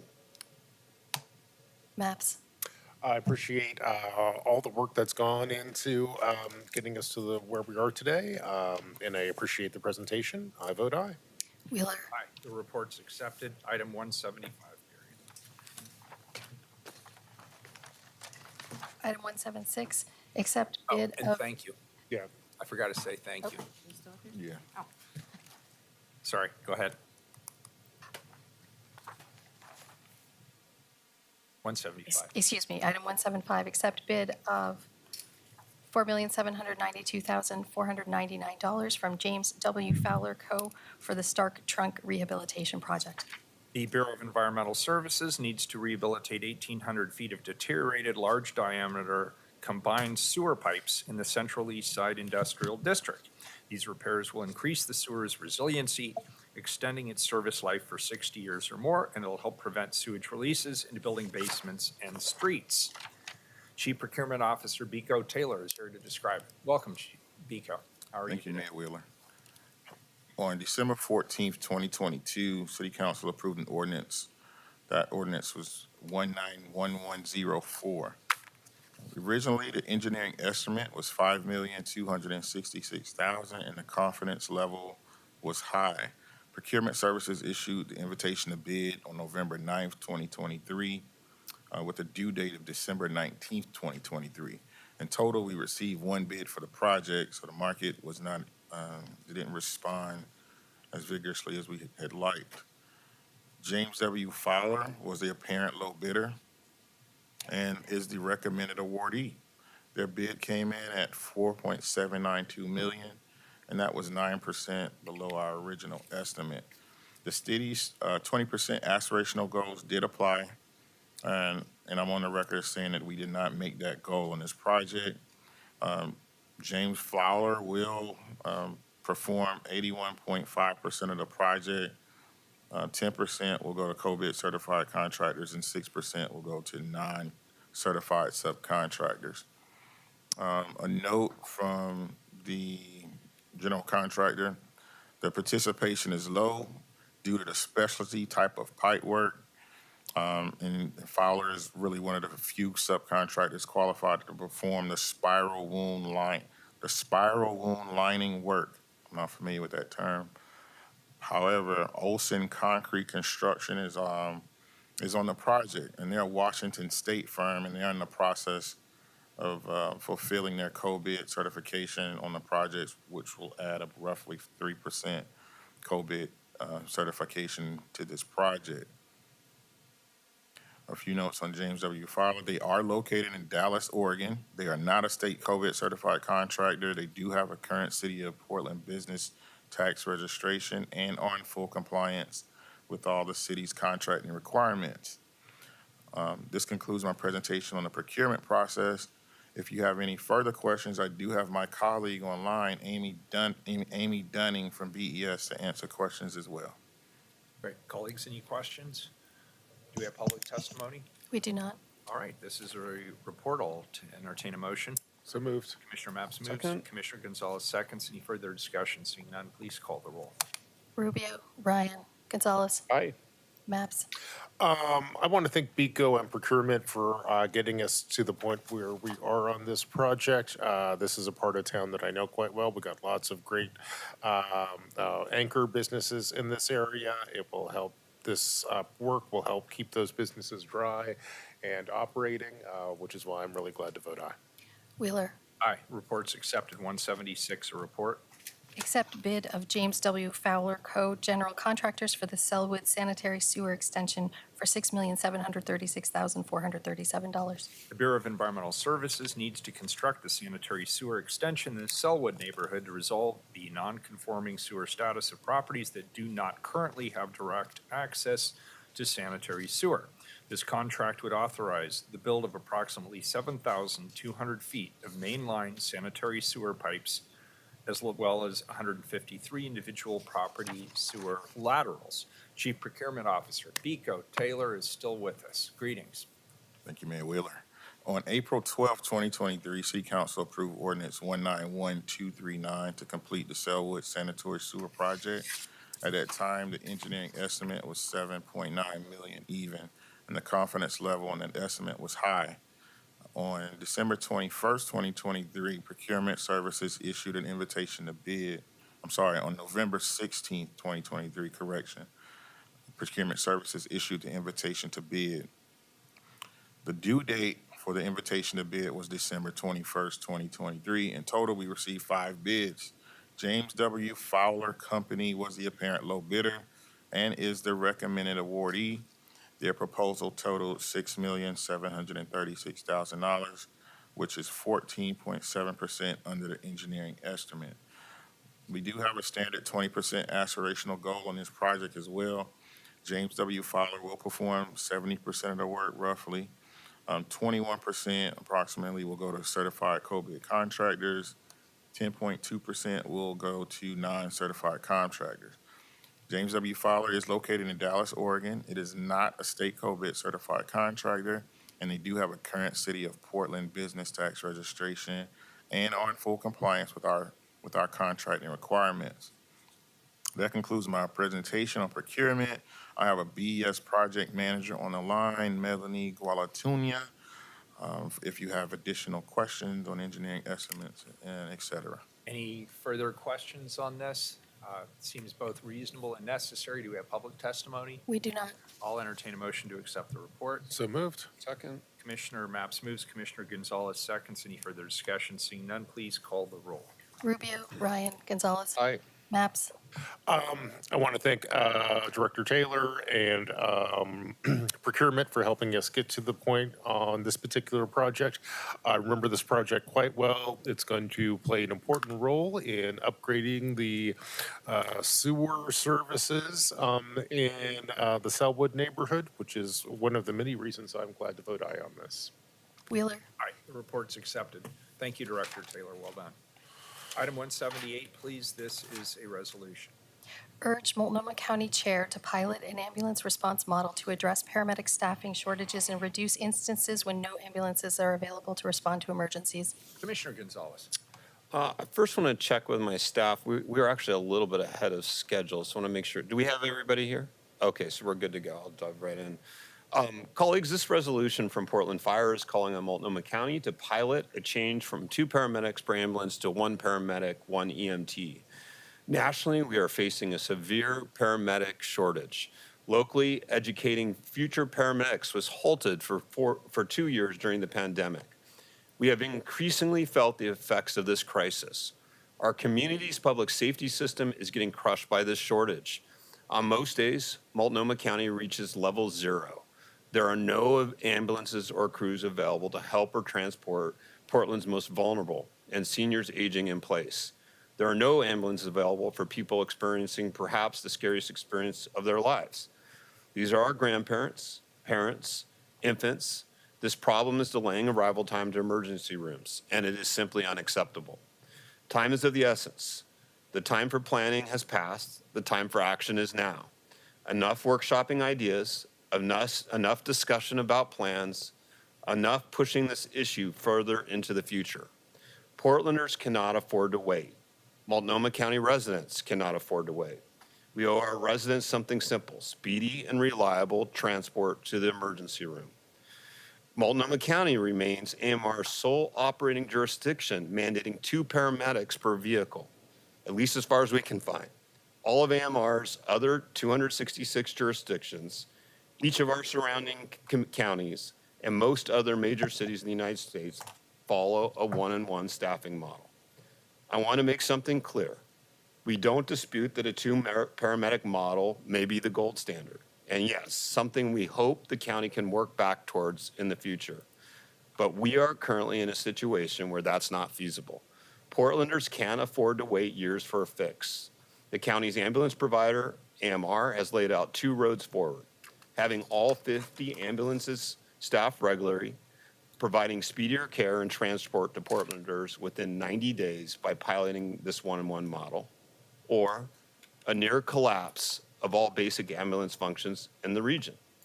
Last night, the Gresham City Council unanimously approved a resolution for the county to pilot this change. Today, I hope our county's 2 largest cities will unify in this recommendation.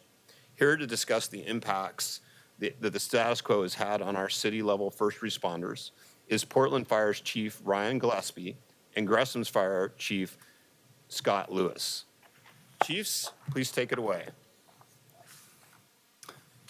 Good morning. Thank you. My name is Ryan Gillespie, Fire Chief for Portland Fire and Rescue. Mayor Wheeler, Commissioners, thank you for having us here today and giving us the opportunity to speak regarding the ambulance shortage in Multnomah County.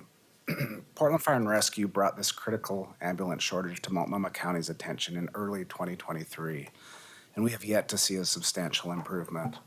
The responsibility for the ambulance transport contract providing service to the city of Portland lies solely with Multnomah County.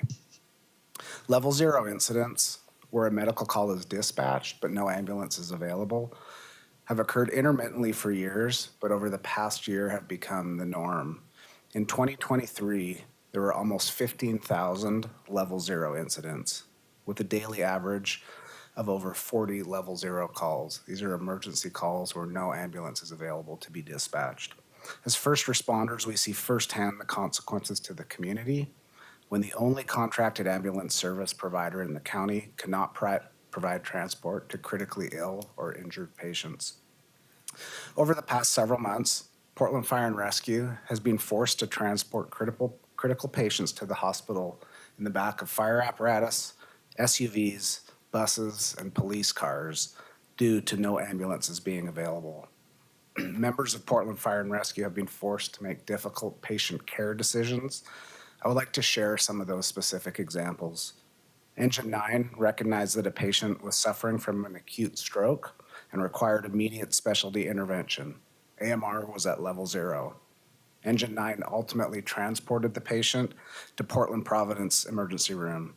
Portland Providence physicians stated if it weren't for the actions taken by Engine 9's crew, this patient would have likely died if treatment was further delayed. Engine 26 was presented with a status seizure patient with AMR at level 0. This occurred on Marine Drive, and Portland Police responded as a partner agency. AMR was level 0 with no ETA for when a medic unit would be available. Due to the patient's condition, they were unable to be loaded into the taller fire apparatus. With this problem, Engine 26 requested assistance from the police officer to transport the patient, with Engine 26 providing care to the patient in the back of the Portland Police squad car. Rescue 11, faced with the level 0 predicament, made the decision to transport a chest pain patient to Portland Adventist emergency room via a TriMet bus. Truck 7 has been required to transport critical patients on several occasions. Truck 7's medic transported a trauma patient suffering from a severe hand injury as a result of being trapped in machinery. This patient was transported in a battalion chief's apparatus. On a separate occasion, a child fell from a second-story window onto concrete. Truck 7 determined the child had a serious potential for a severe brain injury from the fall, and with no AMR unit available, Truck 7 transported to a manual trauma center in the back of the fire truck.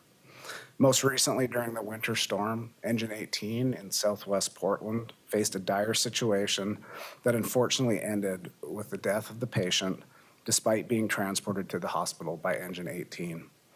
This was a severe bleeding issue that was described by a 19-year veteran firefighter-paramedic as one of the worst calls he has ever experienced.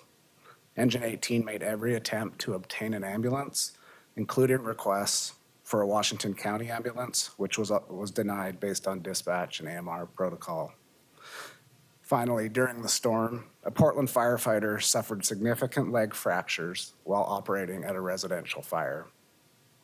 Again, there were no ambulances available, and PF&R was forced to transport the injured firefighter to the emergency room in the back of a fire apparatus.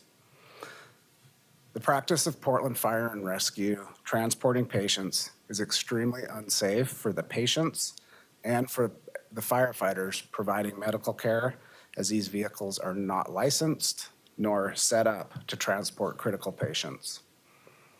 The shortage of ambulances is putting the community's lives in jeopardy, and it is also putting our firefighters' lives in danger. All Portland Fire and Rescue emergency response apparatus are staffed with at least one paramedic, which goes well above and beyond our agreement with Multnomah County to provide only basic life support care. Since the combination of one PF&R paramedic and one AMR paramedic will still result in 2 paramedics on advanced life support incidents, I strongly encourage Multnomah County EMS to pilot the one-on-one staffing model.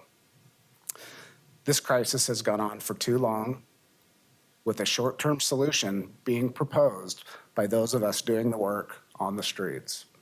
Multnomah County's inaction and unwillingness to take immediate measures continues to put lives at risk. Thank you for your time today, and I would like to introduce Scott Lewis, Fire Chief from City of Gresham.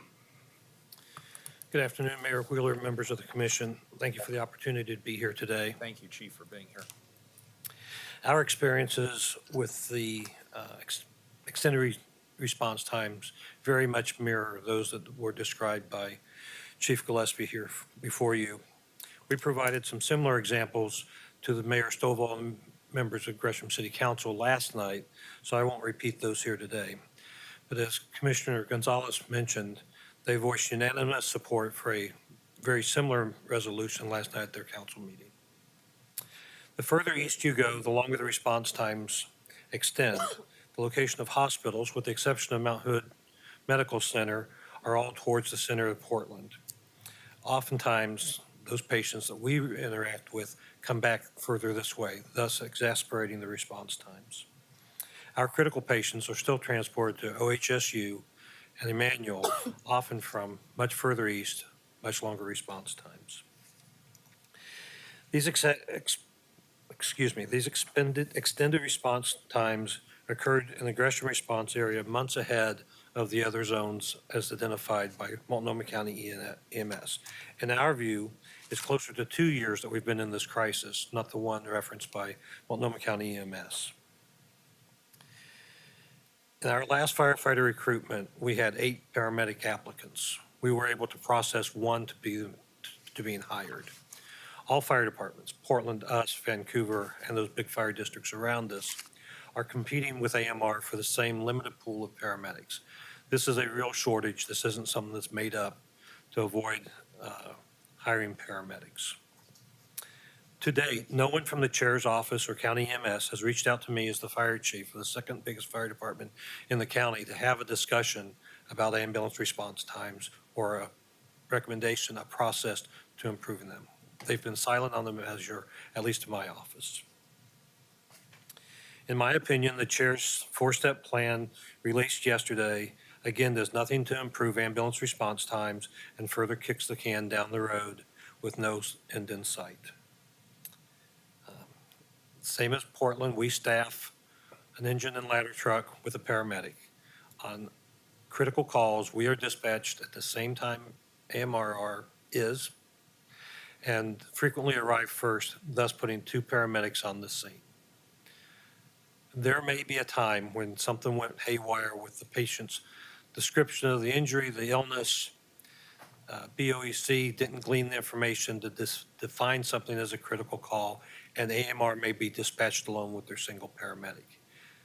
Those things will happen. They still have advanced life support care available to them. All they have to do is call, and we will be there with our second medic.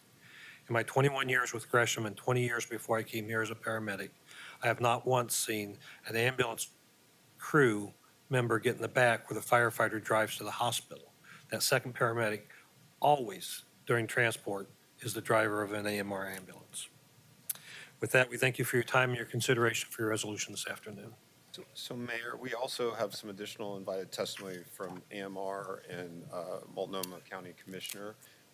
Would you like us to invite them up first? Yeah, why don't or we do go you- ahead and just Okay. invite them up first, and then we'll get to public testimony if there's people who'd like to testify on this. So I'm inviting up AMR's Operations Manager for Multnomah County, Rob McDonald, to hear about the one-on-one staffing model proposal and their vision for better service here in Portland, and as well as Multnomah County Commissioner Sharon Myron, who is leading the charge at the county to pilot this change. Welcome. Thanks for being here, both of you. Thank you. Good afternoon, Commissioners. My name is Rob McDonald, and I'm a Multnomah County Operations Manager for American Medical Response Northwest. I want to start by thanking Commissioner Gonzalez's office for inviting me to speak in support of this resolution to pilot a temporary modified deployment model to allow EMTs to work with paramedics on 911 ambulances in Multnomah County. I also want to applaud my industry partners and Commissioner Mirren, to include Gresham Fire, Portland Fire, Sauvie Island Fire, and Corbett Fire, all of which are calling for this immediate change. I've lived in Portland for all but 5 years of my life. My wife Erin and I moved back to Portland this summer after college over 30 years ago.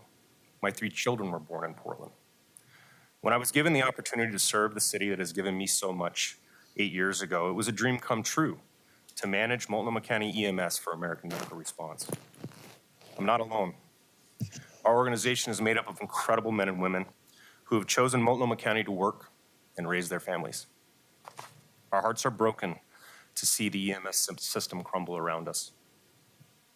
In July of 2022, AMR came to Multnomah County EMS and Dr. John Jew to consider making this deployment modification when AMR realized the national paramedic crisis was disproportionately impacting Multnomah County due to its dual paramedic requirement, and there was no relief in sight.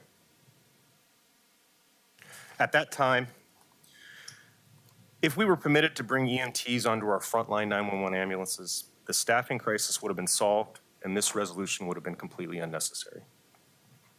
More so, we would then be operating in line with the national and state staffing standards, shared by our neighbors in Washington, Clackamas, and Clark County EMS.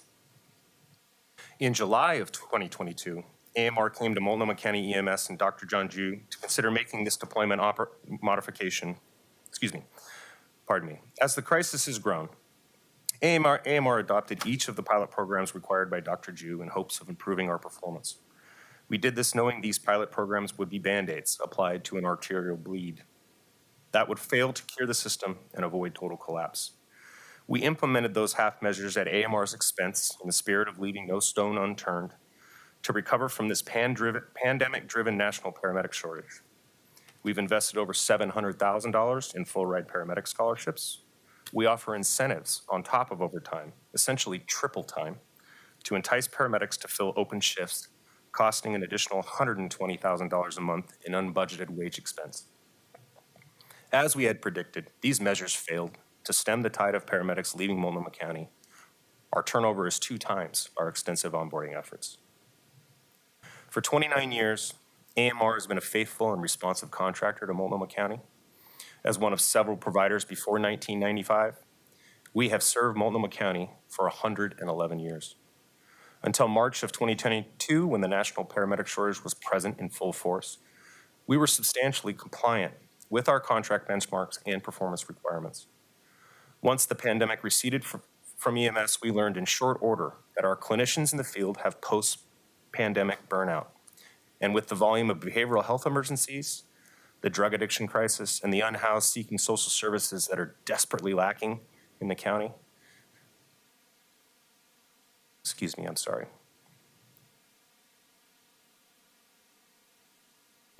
that combined with heavy attrition of licensed paramedics who have found different careers outside of EMS or successfully moved to fire agency positions elsewhere, made it very clear that we were heading towards disaster.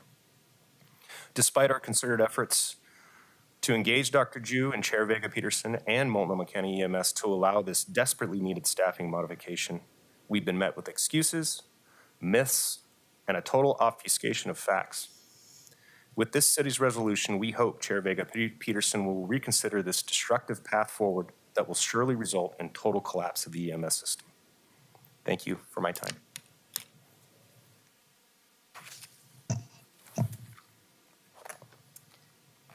Thank you, Mayor, City Councilors. I really appreciate the opportunity to be here today to testify in support of your resolution. I'm going to speak a lot in my role as an emergency physician today, also in my role as just a regular person who expects that when I call 911, someone will show up at my door. When people call 911, time is measured in lives. The fact that this has been going on for a year, that this conversation has been happening for a year or more, makes me wonder how this could be allowed to happen.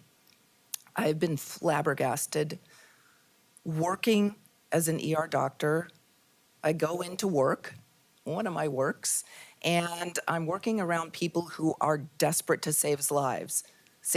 They know that time is measured in minutes, and minutes can save lives.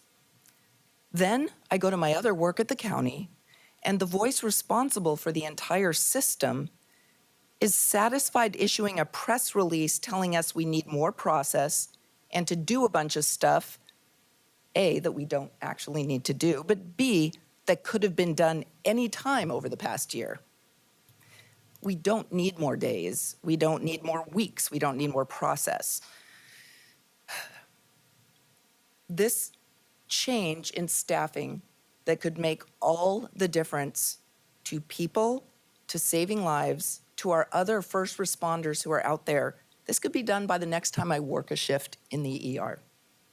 One thing that keeps getting glossed over, and it's really essential to understand, is that an ambulance showing up with a paramedic and an EMT as soon as possible is better than no ambulance showing up at all, period. It's also better than them getting there when it's far too late to do anything. Everyone involved in the system, I mean, Gresham City Council yesterday, Portland Fire and Rescue, Gresham Fire, the public all understand this basic tenet. The whole point of calling 911 is to get someone to respond when you call. But for some reason, county leadership has missed that core tenet. In the ER, I rely on ambulances getting there to me as quickly as possible, and there's nothing I can do for people unless they get to my door in time. I honestly don't know how anyone at the county really sleeps at night knowing people will be calling 911 before we wake up and ambulances might not be there as quickly as they need to be. That people might die because we are not engaging in the simple action of changing the staffing model temporarily to allow for more ambulances on our streets. People shouldn't wonder whether it's better to call 911 or Uber. I so appreciate the dedication of you and Commissioner Gonzalez for all the work that you have done in support of this in particular, that you have leaned in and you are considering this resolution and treating this matter with the urgency it deserves. It makes such a difference. Thank you. Thank you. Commissioner, could I ask Yeah, you a and question? yes. It's my understanding the county is taking this up today. Is that correct? No. No. Okay, so this is purely the decision of the chair. Is that correct? So there is a lot of obfuscation, I think is the right word. The person who can make the decision without any question, without any other rigmarole, is the EMS medical director. Okay. Dr. Jew. That being said, the other person who can direct his action is his boss, the chief personnel officer at the county executive, the chair. She could direct his action immediately. And he has the authority, and she has the authority under the Multnomah County Code to act immediately in the face of an emergency to change staffing if needed. All this other stuff is smoke and mirrors, and that's what it really boils down to. Okay, thank you. I appreciate your Yeah. being here, and both of you, thank you for being here. One more thing I believe that the county chair has put this on the agenda for a week from tomorrow. And I would just pose the question of how many level zeros will we have between the time she signed that press statement between our board meeting tomorrow and next week? How many level zeros, how many lives will be risked because we're not taking action and not treating this like the emergency it is? Thank you. Thank you. Appreciate it. Thank you. Thank you. Do you have any questions for the fire chiefs or? I don't just now, Commissioner. Do you have questions? I do, but I think we also have public testimony, maybe to be fair to everybody. Rebecca, how many folks do we have signed up? We have 4 people signed up to All right. testify. Why don't we do this? Let's get through public testimony, and then that might prompt some questions or thoughts.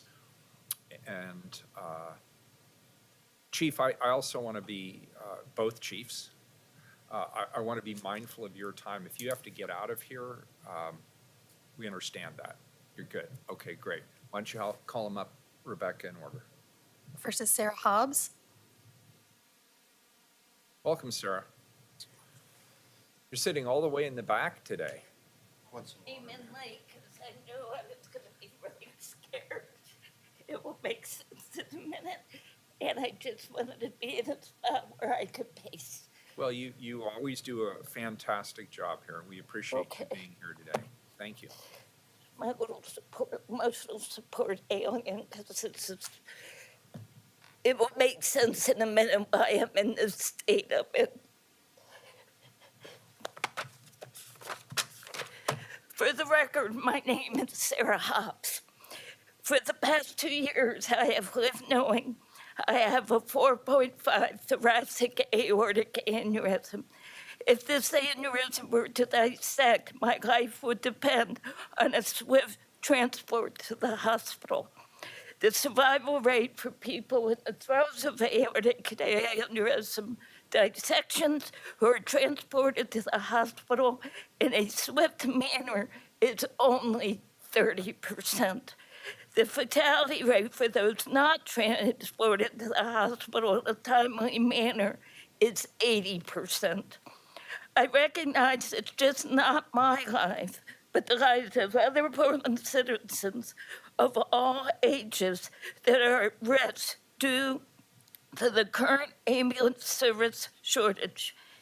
Thank you for bringing this resolution to the table. I believe the county's unwillingness to address this issue is misguided at best, dangerous at worst. It places an undue burden on the first responders. Lack of timely treatment could cause further injury to the patient, and to people like myself, it can prove to be fatal. I spoke, sidebar, I spoke briefly to someone at TriMet yesterday about the event that I just learned about, where the firefighter paramedic put somebody in a bus and just learned transported them to Adventist. I'm not angry with the firefighter paramedic or TriMet, but I am angry with the commission whose inaction put both agencies into this difficult situation. My diagnosis after my mother died from a thoracic aortic dissection. I know where this could go, and I feel like there's so many thoughts going through my mind right now, but Mayor, we have discussed proper chamber decorum. When I was actually with the TriMet, I was talking to somebody in customer service planning a trip to a fun event. I'm going from here, and I'm like, oh, by the way, is this what I'm hearing true? And they're like, yes. I let out with a loud bowl fall on the plank. The person said, you know, as a long-term TriMet operator, I can tell you, if we've got to transport somebody quickly, we know how to do it. And I just said, my complaint is not with the firefighter paramedic. It is not with anybody in your company. It's with the county that has put you into this position. Thank you. Thank you, sir. We appreciate you being here as always. Next, we have Vadim Mazirski. Welcome, Vadim. Thank you for being here.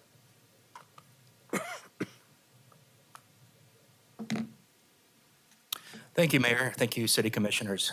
My name is Vadim Mazurski. I'm the president of the Goose Hollow Foothills League Neighborhood Association, as well as the District 4 Coalition of Neighborhood Associations. I come here in my own capacity, but as president of those organizations, I hear a lot about first responders like the Fire Bureau responding to what should be ambulance calls in our neighborhoods.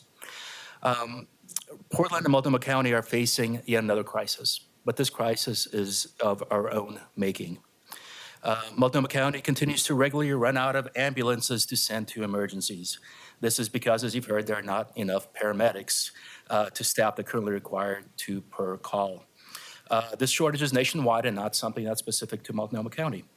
Since people were aware of this issue for 2 years now, you might ask, what is the plan? As you've heard, there is no plan. Instead, the county has chosen to fine the ambulance company, which has resulted in no improvement to response times, again, because there's not enough paramedics. This week, the county announced that it needs to hold more meetings to discuss what a plan would look like. It's past time to take actions and save lives. The Multnomah County Commission has tools at its disposal today, as Commissioner Myron has pointed out, to fix these long call times, but we need to act. According to Dr. Stephen Dean, 1 paramedic and 1 EMT can handle more than 98% of the calls that are being received in the system. This 1 paramedic, 1 EMT is a national and state standard, one that our sister city of Gresham has supported yesterday. That, to me, sounds like a pretty good plan. This practical plan will reduce ambulance wait times and allow for quicker transportation to the emergency room, and it will decrease the strain on our first responders. I applaud the Herculean efforts of our first responders to save lives under the current circumstances, but it's past time for the County Commission to treat this crisis with the urgency that it deserves and join the City of Gresham, Commissioner Myron, to back a proven common sense approach that will address the ambulance availability for people experiencing life-threatening emergencies. and I urge our city council to back this plan as well. Thank you. Thank you. Next up, we have Bridge Crane Charles Simca Johnson. Welcome back. Thank you.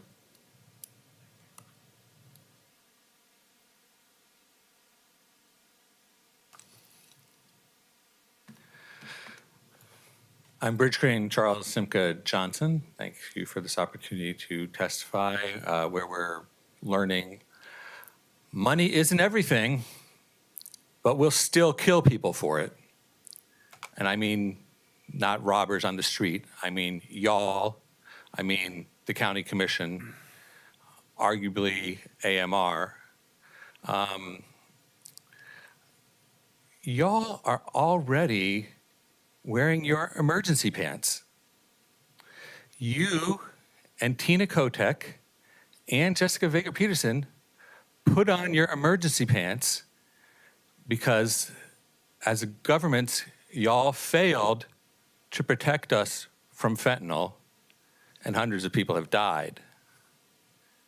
I guess we're going to wait 2 weeks, but in that, or a week in a day until next week's county commission to find out if there's going to be any action to save lives and reduce risk or not. But when Commissioner Gonzalez put this forth, he talked about and how in the ORS it's a county mandate to develop an ambulance plan. I believe if you consult with what some people say is your bloated city attorney's office of 40 JDs, you'll find that there's no restrictive language that says, in Portland, it is illegal and impossible to do what the rest of the world does and have municipal ambulance service.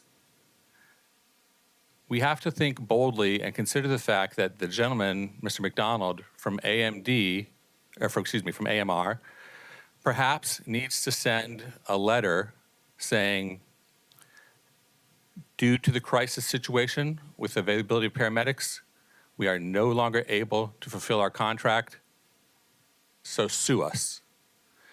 And then the slightly smaller blah blah of lawyers at the county can decide if they're going to sue AMR some more. I guess they've already done some fines. And you could instantly stand up a municipal ambulance service because AMR's 50 ambulances wouldn't be doing anything. I'm optimistic that in 8 days we can find a less legally risky procedure where we have to worry about the financial security of AMR being sued. But you need to be ready to act. I don't think Oregon statutes, I don't think you can be constrained from taking over the ambulance service, taking it away from people who, many people are arguing, not administering it properly. So please consult with the city attorney's office and other private counsel and the legislature. And I hope you're having regular contact with Ms. Kotek since we're in the midst of a fentanyl emergency, which has resulted in a few arrests.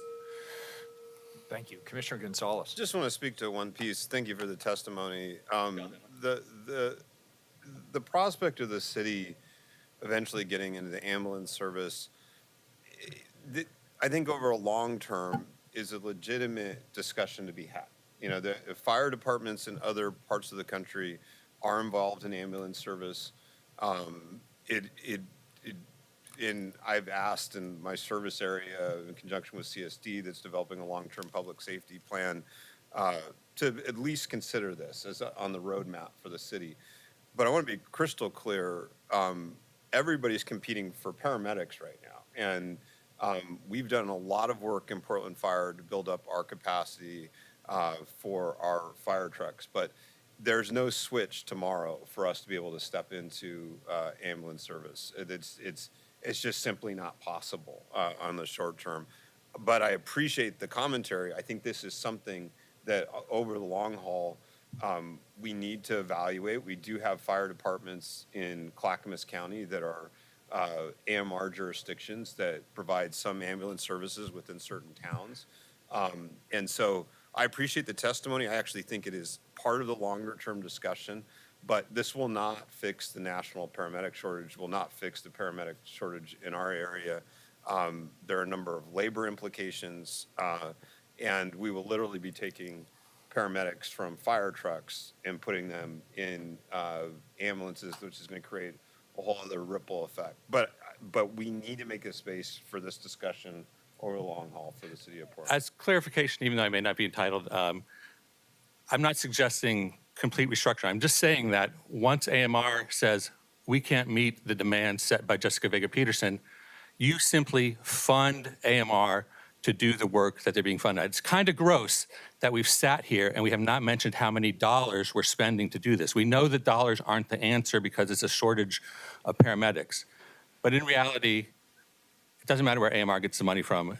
You're going to kill people because we're scared to see AMR get sued for telling us the truth. Thank you.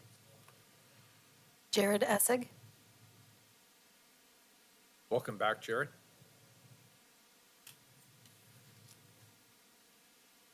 Thank you, Mayor and Commissioners. Good morning, and citizens of Portland and Commissioners of Multnomah County.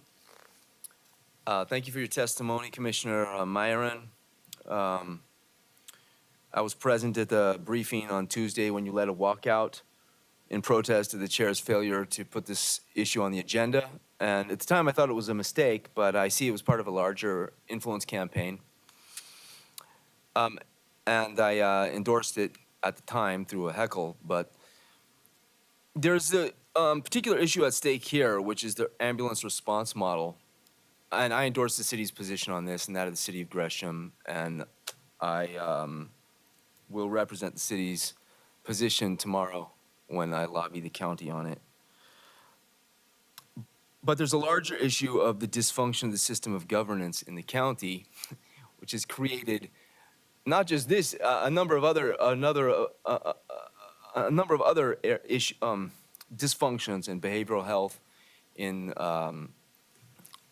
housing, camping, and other issues that are an overlapping concern with the city of Portland. Now, to address that, apparently, unlike this city council, where any commissioner can place an item on the agenda for discussion, nominate an item either to the regular consent agenda, apparently in the county, only the chair can put an item for discussion.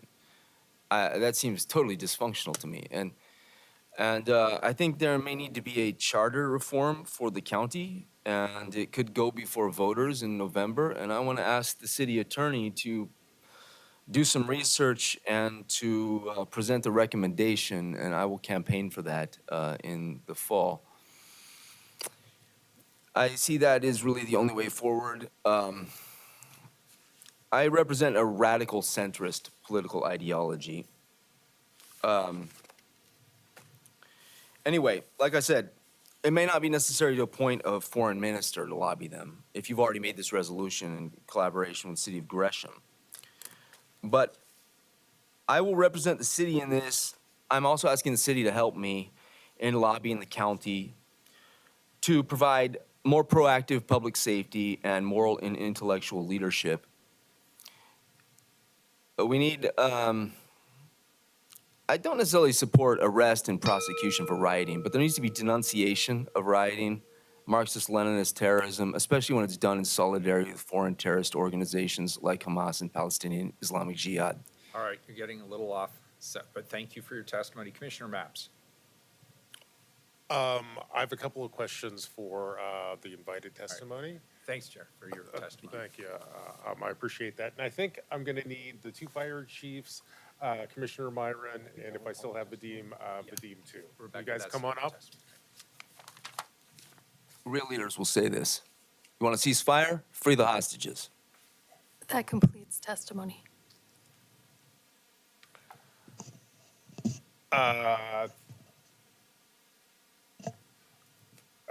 Thank you very much. Just so I am sure I understand all the dynamics here, I just want to run through a couple of very quick questions. Maybe I'll start with the fire chiefs.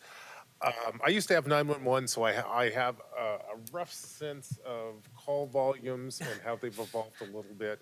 I think both of you, well, first I'd be interested in how long you've been with fire locally, and what's your experience with level zeros?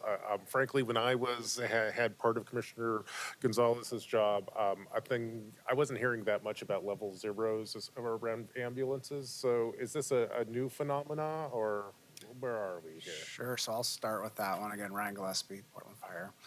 I've been with Portland Fire for 25 years. Yeah. I've been the interim fire chief this go around for about 6 months, just over 6 months. I've worked in emergency operations for almost 20 years of my career.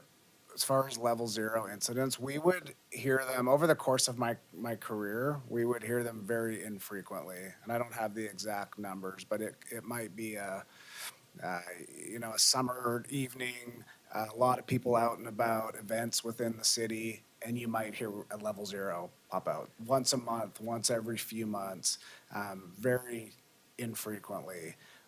Starting about a year and a half ago to 2 years ago, and Chief Lewis can speak to the Gresham experience, we started to see it more frequently, and it was somewhat of a gradual build where there's times where it was understandable. There was a winter storm, there was a high demand, but then we started seeing it on a sunny Tuesday morning for really no apparent reason other than there weren't enough ambulances available. So it was a gradual climb, although we absolutely saw it coming about a year and a half ago, at which time we spoke with Multnomah County EMS to let them know that this is not a problem we think that's going to solve itself and it needs to be addressed.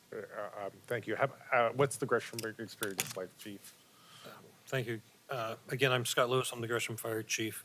I've been with the city of Gresham for 21 years, and I did 20 years in Ohio before I came out here. And I don't mean that to sound like I was in prison in Ohio. I did 20 years. But, in the service, and as Commissioner Gonzalez represented, where I came from was fire-based EMS. So we ran the medic units with a firefighter EMT and a firefighter paramedic out of the fire station. So I do have a little bit of experience with that delivery system as well. Level zero was one of those things that happened on occasion, and you'd hear it on the radio. It happens with enough occurrence now that there's a LZ with a number after it code. I used to think LZ was landing zone, that we've assigned the rig for the landing zone because we have a helicopter coming in. Now LZ means level zero, and 8 means there are 8 deep calls without an ambulance available to respond to them. On the very worst of times, I've seen it as high as 15, but frequently we're pushing double digits. So again, at my experience with the extended response times beyond level zero is because the further east you go, the longer it takes that ambulance that's clearing Portland Adventist because there's not another ambulance available to respond back out there. Well, thank you. That's unsettling, but also kind of consistent with my experience. I was talking to some of my staff who used to work over at 911. They were telling me we didn't have a code for level zero, at least when I had Commissioner Gonzalez's hat on. Another thing which I just want to be sure I heard correctly, how often, I think you cited some stats on how often level zeros happen in Portland. Can you remind me of what those numbers are again? Sure. So we did start tracking that in early 2023, in January of 2023. Before that, the only data could be obtained through Multnomah County because we didn't track that metric. So we began that through BOAC in January of 2023. So for the full calendar year of 2023, we're almost 15,000 incidents of level zero, which averages out to about 42 per day. So that's when calls come in. And the length of time that we're at level zero varies, right? A call could be dispatched with a fire engine. We're at level zero.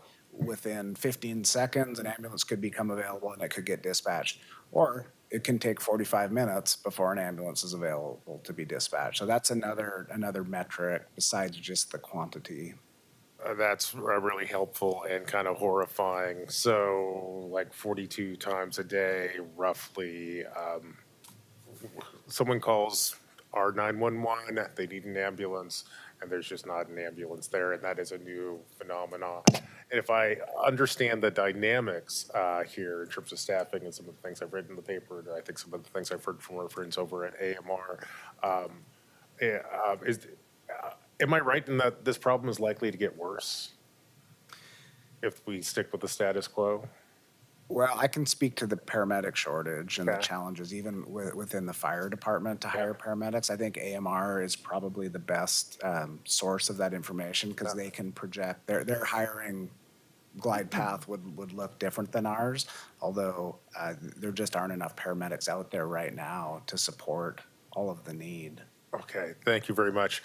And Commissioner Myron, thank you so much for being here today. I think one of the questions you posed to this council is, how many people are not going to get ambulances between now and when the county meets on this in 8 days? And I think the answer must be about 320 times over the course of between today and the next time the county comes together to address this. And I know you're also an emergency room doctor, and I'm just trying to imagine 320 ambulance calls. Help me from a medical perspective, from a medical professional's point of view, and from an ER doctor's point of view, what does it mean? What are the risks we're running when we don't send out an ambulance for, let's say, 320 calls? Well, I think a number of people, thank you for the question. Sharon Myron, Multnomah County Commissioner, District 1. And thank you for that question. A number of people who testified have spoken to the time being of the essence in terms of emergencies. And a lot of the standards that were set were around sudden cardiac death, sudden cardiac arrest, where within, if you didn't get there within 8-10 minutes, defibrillate, the survival rate goes way down. So a lot of what we do is very time sensitive. So it depends on the, the particular case and the length of time. But for cardiac arrest, 320 case, I mean, that's major. And I personally, just to speak to my experience, I've had patients and friends tell me that they were on hold or they couldn't get an ambulance, so they just ended up, grabbing and just going themselves to the ER with their loved one, and the terror that instilled in them, but they had no choice. Thank you. Just to build on your point, I can recall within the last probably 2 or 3 weeks, I was out visiting a hospital that specialized in cardiac arrest, and we talked about timelines that they're trying to manage. And I think they were trying to get someone into care within 14 minutes, otherwise you risk some brain damage. So time really is of the essence. And go ahead, sir. I don't want to interrupt you. No, I just go. have You're good. One extra thing to add here. As far as our staffing model in Portland Fire, we have a paramedic on every one of our responding apparatus. We are proud of the fact that we've been able to, albeit with some increase, maintain our response time throughout the last 5 years. We're not getting there as quick as we would like to, but we have maintained that. So our paramedic, when they arrive on scene, they can provide that higher level of care that is necessary. And again, this is a data question, I think, and some of the information that's been coming out of the county about the calls that Portland Fire does and does not respond on. We respond on all high acuity calls that we are dispatched to. And we work closely with the county to work through that dispatch protocol to make sure that we are responding appropriately to that. So we will get there and provide that initial level of care. The problem is getting them to the hospital. Again, to that higher level of care, we can stabilize. The examples I gave earlier, those individuals needed to be at the hospital as soon as possible to get that higher level of cares with emergency room doctors and nurses.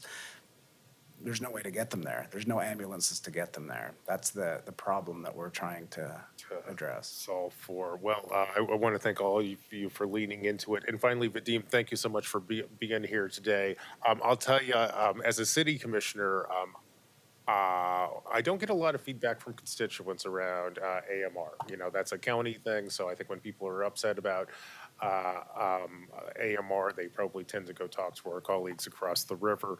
But Vadim, I know that you are active in the neighborhood association system. Can you give me a sense of what you're hearing from at a neighborhood grassroots level?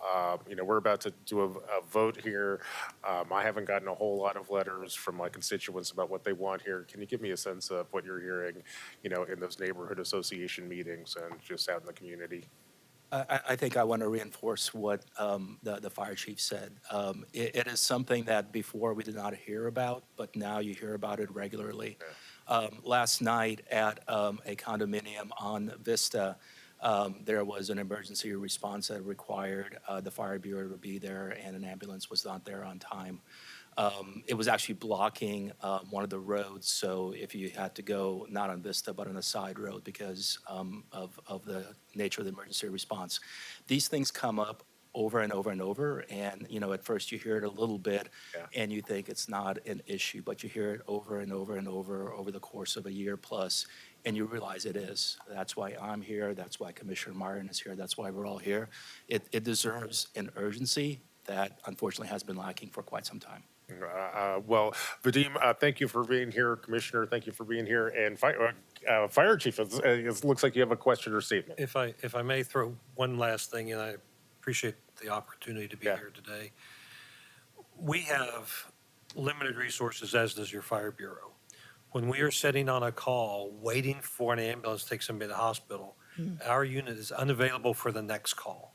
And we have a cascading of effects where my engine 7-4 is tied up and his engine 31 comes to Gresham to help me out. Now there's a hole in the response system because there wasn't an ambulance available.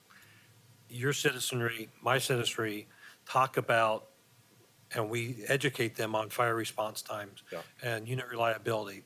And when we're sitting around waiting for an ambulance, not that the patient doesn't deserve our care, but as we sit and wait, our response time reliability goes down. It's a cascade of effect where one is out, somebody moves in, somebody else moves in, and now you have 3 or 4 units out of position because we were late on an ambulance. Thank you for that nuance. I learned a lot today. And Commissioner Gonzalez, Mr. Mayor, I have no more questions. Very good. Anybody else have any questions? Great. This is a resolution. Please call the roll. Rubio, Bryan, Gonzalez. I just want to thank our sisters at the city of Gresham and Multnomah County for their attention to this. I want to thank Commissioner Myron, who in very many ways has been the leader in calling this out. I've been working with Portland Fire for a better part of a year in evaluating this issue. This was not shooting from the hip. This is not a hasty response by any stretch of the imagination. This took a lot of study, a lot of dialogue. We just are at an unfortunate point where we're seeing our sister organization across the river not responding to the crisis before us. And I wish this was the only topic that were true. It is not the only topic. It's true. And so I wholeheartedly support this resolution. And again, I appreciate the testimony from all and the cooperation among the 2 largest cities in the county coming together on this. And that I vote aye. Maps. I want to thank Commissioner Gonzalez for bringing this forward. I want to thank Vadim, Commissioner Myron, and our chiefs for joining us here today. I would add, I have a couple of things I want to add. I can confirm the fact that Commissioner Gonzalez has been thinking about this topic probably since the entire time that he's been here. He's been advocating for some reform in this space for more than a year now, so I appreciate his work in this space and Commissioner Myron's work in this space. As I think many people in the room know, I used to be the commissioner in charge of 911 and still have solid contacts with people who do that work. I'll tell you something which I just authentically hear is that the lack of ambulances in this town is unusual. This is not normal at all in terms of a problem to have. And also, it's an incredibly dangerous problem, and that concerns me too. And I will also tell you that in the course of doing my work, it's not unusual for me to deal with and interact with local hospitals, often around livability and safety issues, frankly. But when we're out there, we're kind of talking about how the whole system works. And this is something which I consistently hear from the people who work in the hospitals, who tell us, your worst outcome in this space is to have no ambulance response at all. And in Portland, that happens 15,000 times a year. That's just incredibly scary, which is why I vote aye on this resolution. I very much value having a constructive relationship with the county, so it does pain me a little bit to put my colleagues across the river on the spot. However, we also have to hold each other accountable for building systems that actually work, which is why I vote aye. Thank you. Wheeler. I want to thank our panel today. Thank you for being here today and answering our questions and giving us clear narratives about what we're talking about here. We're talking about people's lives. And I appreciate you underscoring that multiple times. I want to thank our colleagues on the Gresham City Council who passed a mirror resolution, I believe, yesterday. And we will be in alignment with this resolution in terms of our messaging.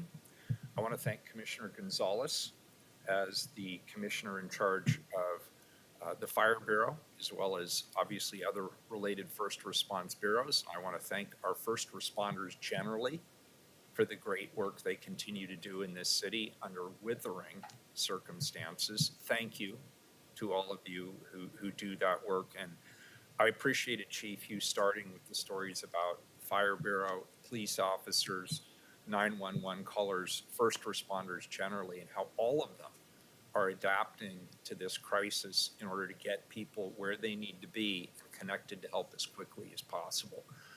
That's how the public views first responders. That's how I view public responders. That's how our colleagues here all view public responders. And I appreciate their flexibility in the face of a crisis. This is obviously a critical issue, and I definitely appreciate the testimony that we heard today. From my perspective, this is a no-brainer. And we don't often get no-brainers coming to Portland City Council. When our neighbors, or frankly, we or our loved ones have an emergency, the only thing that people care about at that moment is getting help as quickly as possible. And it's incumbent upon us as government leaders to make sure that help arrives and that the systems that we have in place to get people connected to health are as sound as possible. I recognize the urgency needed to meet this demand, and I also hear the frustration being expressed by our first responders. I also recognize that while we have a crisis upon us, we need to ensure that we're creating good and sustainable policy for the long run. So for me, the answer is yes to both approaches. Yes, we need to mitigate the immediate problem and find short solutions. And yes, we need to course correct and ensure our long-term policies prevent this situation from continuing or happening again in the future. But right now, we have a crisis and it requires immediate action. We have heard a lot of consensus and support for a one-to-one paramedic response. It seems to be a common practice, not only here in the region, but indeed throughout the rest of the nation. It will save lives. It needs to be implemented immediately with no further delay. And as such, I support a pilot project that implements the recommendations in this resolution immediately. Our crisis is too grave. At the same time, Multnomah County Chair Vega Peterson has put forward a longer-term plan that is assertive, and it will lead the county through a decision-making process to get it right for the long run.